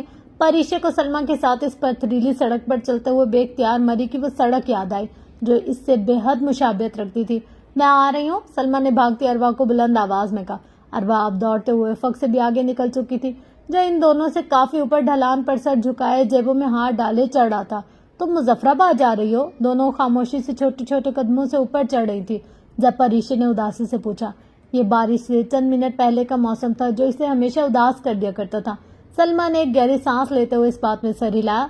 मिस्टर एंड मिसिज रहन यकीन और अरवा की फैमिली माँ एक तुर्क मुतरजम और तुर्क सफीर के मुजफ्फराबाद जा रहे हैं। तुम्हारी सरकारी टीवी का अमला भी होगा। वो सितारा इसार हासिल करने वाले तुर्कों को डॉक्यूमेंट्री बना रहे हैं जो आज शायद तुम्हारी सरकारी टीवी पर दिखाई जाएगी। वो दोनों सड़क के किनारे सफेद पत्थरों की बाढ़ के साथ चल रही थी। उफक उनसे काफी आगे सड़क के बुलंद तरीन मकाम पर खड़ा था। जेबों में हाथ डाले वो सर उठाकर ऊपर सियाह बादलों से ढके आसमान को देख रहा था। लगता है बारिश होने वाली है। अल्फाज इसके लबों में ही थे कि बादलों ने बरसना शुरू कर दिया। सलमा ने हाथ में पकड़ी गुलाबी छतरी खोल दी। परीशे रिमझिम से बचने को छतरी तले सिमट कर आ गई। तुम आओगी मुजफ्फराबाद? दोनों तेज होती बूंदाबांदी में ऊपर चढ़ रही थी। क्यों? सलमा यूं ही बीच सड़क में रुक कर इसे देखने लगी। छतरी इसने पकड़ रखी थी। परीशे बारिश के बायस इसके और करीब खिसक आई। मैं पहाड़ों में वापस नहीं जाना चाहती। और उफक? सलमा ने कहते हुए गर्दन घुमाकर सड़क की बुलंदी पर देखा जहां वो इसी तरह खड़ा बारिश में भीग रहा था। वो भी वापस नहीं जाना चाहता। सलमा ने समझने वाले अंदाज में सर हिला दिया। तुम ठीक कहती हो। हम सब अपनी जिंदगी के बहुत बड़े नुकसान से गुजर चुके हैं। फिर वो इस तरारी अंदाज में लब को चलने लगी। जानती हो परी, ये सब मुजफ्फराबाद क्यों जा रहे हैं? ये सब नीलम स्टेडियम में आर्मी के कैंप का आखिरी खेमा देखना चाहते हैं जहां अहमद और जैनिक ने अपनी आखिरी रात गुजारी थी। मगर मैं मुजफ्फराबाद की फिजाओं और नीलम के पानी से पूछना चाहती हूँ कि हमसे बिछड़ने से कबल वो कैसा लग रहा था। मैं इस बच्ची की कब्र देखना चाहती हूँ जिसकी लाश निकालते हुए अहमद खुद लाश बन गया। मैं इस खेमे की मट्टी पर घुटनों के बल बैठकर रोना चाहती हूँ। मुझे इस सुर्ख मिट्टी और नीलम के पानी में अपने आंसू गिराने। छतरी अभी तक इनके सरों पर तनी हुई थी मगर सलमा का चेहरा भीग चुका था। उस वक्त जैनिक, कैनन समेत अहमद को जानते वाले हर शख्स ये कहता था कि वो सिर्फ शक्ल से मासूम लगता था और अंदर से बहुत खबीस है। मगर मैं तुम्हें बताऊं परीशे, मैंने इसके साथ 8 साल गुजारे। वो शख्स अंदर से भी बच्चों की तरह मासूम था। वो चेहरा हाथों में छुपाकर फूट फूट कर रो दी। छतरी इसके हाथ से फिसलने लगी। परीशे ने फौरन छतरी पकड़ ली। मैं चलती हूँ। कुछ देर बाद इसने भीगा चेहरा साफ किया। मुझे एक आखिरी बार हिमालय के आसमान तले रोना है, इन तमाम दोस्तों के लिए जो चोटियों से लौट कर नहीं आते हैं। अहमद दुरान के लिए, अरसा बुखारी के लिए, जैनिक यकीन के लिए आज आखिरी दफा रो लो। फिर हम इन जालिम पहाड़ों में कभी नहीं आएंगे। आज शाम हम अपना माजी यहाँ दफन करके जाएंगे। सलमा के लबों पर जख्मी मुस्कुराहट बिखर गई। मैं कोशिश करूंगी। फिर वो गर्दन घुमाकर दूर खड़े उफक को देखने लगी जिसका सियाह कोट मुकम्मल तौर पर भीग चुका था। उफक, सलमा ने पुकारा। बारिश तेज हो गई है, हवाएं जोर से चलनी है। आवाज ऊपर तक नहीं गई। उफक, सलमा ने फिर आवाज दी। उफक ने गर्दन तिरछी करके नीचे इन दोनों को देखा, फिर जेबों में हाथ डाले ढलान से उतरने लगा। तुम बारिश में क्यों भीग रहे थे? चलो छतरी के नीचे आओ। वो मुकम्मल तौर पर भीग चुका था। भूरे बाल माथे पर चिपक चुके थे। सलमा की बात पर वो हाले से मुस्कुराकर छतरी तले आया और वो परीशे के हाथ से ले ली। मैं चलती हूँ। सलमा छतरी के नीचे से निकलकर बरसती बारिश में ऊपर सड़क पर चलने लगी। वो दोनों छतरी तले खड़े खामोशी से मूसलाधार बारिश में इसे ऊपर जाते देखते रहे। जब वो निगाहों से ओझल हो गई तो उफक ने चेहरा इसकी तरफ किया। अब तुम 20 साल बाद अपने सफरनामे में ये लिख सकती हो कि जब तुम इस्लामी दुनिया की सबसे ताकतवर मुल्क गए तो इसके बादशाह ने तुम्हारी खूब आवभगत की, वगैरह वगैरह। वो धीरे से मुस्कुराया और गर्दन घुमाकर दूर दूर तक फैली मारगिला की पहाड़ियों को देखने लगा। परीशे ने इसकी निगाहों के ताक़ुब में इन पहाड़ी सिलसिलों को देखा। इन तमाम पहाड़ों से दूर, बहुत दूर हिमालय, हिंदुकश और कराकरम के पहाड़ शुरू होते थे। वो इन्हें वहां से नजर न आने के बावजूद देख सकती थी। वो इनमें फैली दिलकश वादियों को भी देख सकती थी जहां व्हाइट पैलेस की सीढ़ियों के साथ नस्ब बेंचेस में मुकीद वो मोरों का जोड़ा इस तुर्क गीत को याद करता था जो कभी एक शहद रंग आंखों वाले सियाह ने इन्हें सुनाया था। माहो ढूंढ के किनारे उगा सब्जाजार आज भी इस घोड़े को याद करता था जिससे कभी कराकरम की एक परी उतरी थी। वहां दूर दूर तक फैले पहाड़ थे, पुरस्रार पहाड़ जो अपने जालिम चेहरों पर सफेद चादर की बुक्कल मारे अपने अंदर ढेरों राज दफन किए। बहुत तमकीनत से कई सदियों से जमीन पर सर उठाए खड़े थे। ان تمام پہاڑوں کے بیچ ایک ایسا پہاڑ بھی تھا جس کی برف آج تک نہیں پگھلی تھی. وہ آج بھی بہت غرور سے، بہت تمسخر سے دنیا والوں کو دیکھ رہا تھا. لوگ اس پہاڑی کو کئی ناموں سے پکارتے تھے. راکا پوشی، دا شائننگ وال، دمانی، the most mother of mist, پربتوں کی دیوی، کراکرم کا تاج محل. اس پہاڑ کا NW ریجن آج تک ناقابل تسخیر تھا. اسے 2005 کے بعد پھر کسی نے سر کرنے کی کوشش نہیں کی. اس نے گردن پھیر کر افق کو دیکھا. وہ کسی گہری سوچ میں گم تھا. افق، حسین، ارسلان، ستارہ، اسار، آپ کیا سوچ رہے ہیں؟ اس کے انداز تخاطب پر وہ دھیرے سے ہنس دیا. مجھے کافی عرصے سے اپنی زندگی میں ایک ادھورا پن محسوس ہوتا تھا.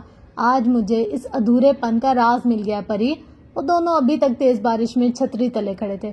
ابھی تم سلمہ کو کہہ رہی تھی کہ ہم لوگ اب کبھی پہاڑوں میں نہیں جائیں گے. وہ کہتے کہتے رک گیا اور پریشی کو علم تھا کہ آگے وہ کیا کہنے والا تھا. وہ وہی کہنے والا تھا جس کا ادراک اس پر بھی بالکل ابھی ہوا تھا. یاد ہے میں نے تمہیں راکا پوشی پر ایوریسٹ کی چوٹی پر اترتی سنہری پریوں کا قصہ سنایا تھا اور شاید تم نے یقین نہیں کیا تھا. مگر میں تمہیں بتاؤں پری، ساگر ماتا کی چوٹی پر واقعی سونے کی بنی پریاں اترتی ہیں. میں نے انہیں دیکھا ہے اور میں وہ تمہیں دکھانا چاہتا ہوں. میں ایک دفعہ پھر ایوریسٹ جانا چاہتا ہوں. میں نہیں جانتا میں اس دفعہ بچ کر آؤں گا یا نہیں، مگر مجھے ایک دفعہ پھر چھنگو مولیا کی چوٹی پر کھڑے ہو کر نیپال اور پربت تبت کو دیکھنا ہے. میں پھر سے پہاڑوں میں جانا چاہتا ہوں. سرد ہوا کا تیز جھونکا چھتری اڑا کر لے گیا، مگر وہ چھتری کے پیچھے نہیں گئی. وہ اسی طرح بارش میں بھیگتی بہت غور سے افق کو دیکھ رہی تھی. مگر ہم نے وعدہ کیا تھا کہ ہم کبھی کراکرم نہیں جائیں گے اور اچھے بچوں کی طرح گھر میں رہیں گے. ہم نے وعدہ کیا تھا کہ ہم کوہ پیمائی چھوڑ دیں گے. پریشے کی بات پر وہ مسکرا دیا. شہد رنگ آنکھیں چھوٹی ہوئی. اس نے ماتھے پر آئے گیلے بھورے بالوں کو پیچھے کیا اور اسے دونوں شانوں سے تھام کر خود سے قریب کیا.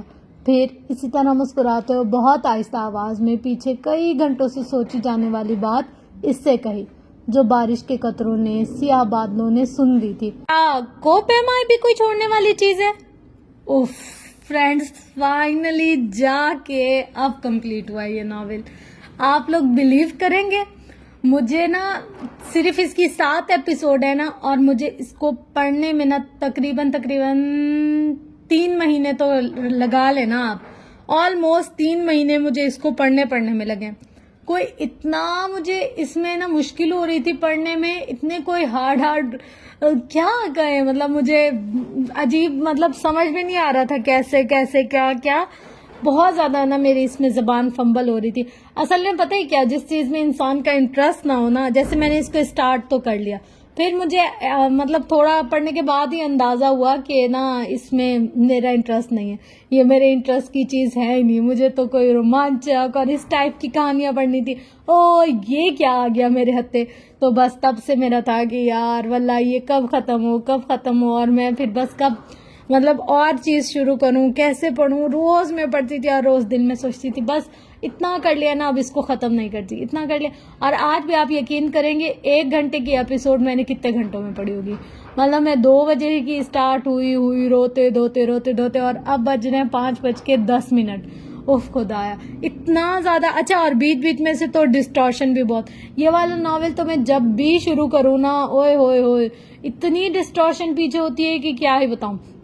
اچھا، اور اس کے بعد نا یہ والا ناول پتہ ہے مجھے کیسے لگ رہا تھا، جیسے ہم لوگ پیپرز کی تیاری کرتے ہیں اور کوئی میتھ کا سبجیکٹ ہوتا ہے، بندہ کہتا ہے یار میتھ کا پیپر نکل جائے، 5 نمبروں سے بھی نکل جائے، بس نکل جائے. اس ناول کو شروع کرنے کے بعد بھی میری حالت کچھ ایسے ہی ہوئی تھی. میں سوچتی تھی یار یہ ہو جائے، ایک دفعہ پاس ہو جائے، بس ایک دفعہ میں اس کو کمپلیٹ کر لوں، پھر بس اور کوئی ایسا ناول نہیں شروع کروں گی. خیر، اب ہمارے ساتھ میں آتی جا رہی ہیں عنکبوت کے ایپیسوڈز، تو وہ بھی میں آپ لوگ کے ساتھ شیئر کرتی جاؤں گی تاکہ آپ لوگوں کا وہ والا ناول نہ رکے اور نہ رہے. اصل میں اس کا یہ کہ وہ ابھی ساتھ لکھتی جا رہی ہے، جیسے رائٹر ویسے میں آپ کو سناتی جا رہی ہوں، تو اس وجہ سے ہمیں اس میں بہت زیادہ دقت ہو رہی ہے.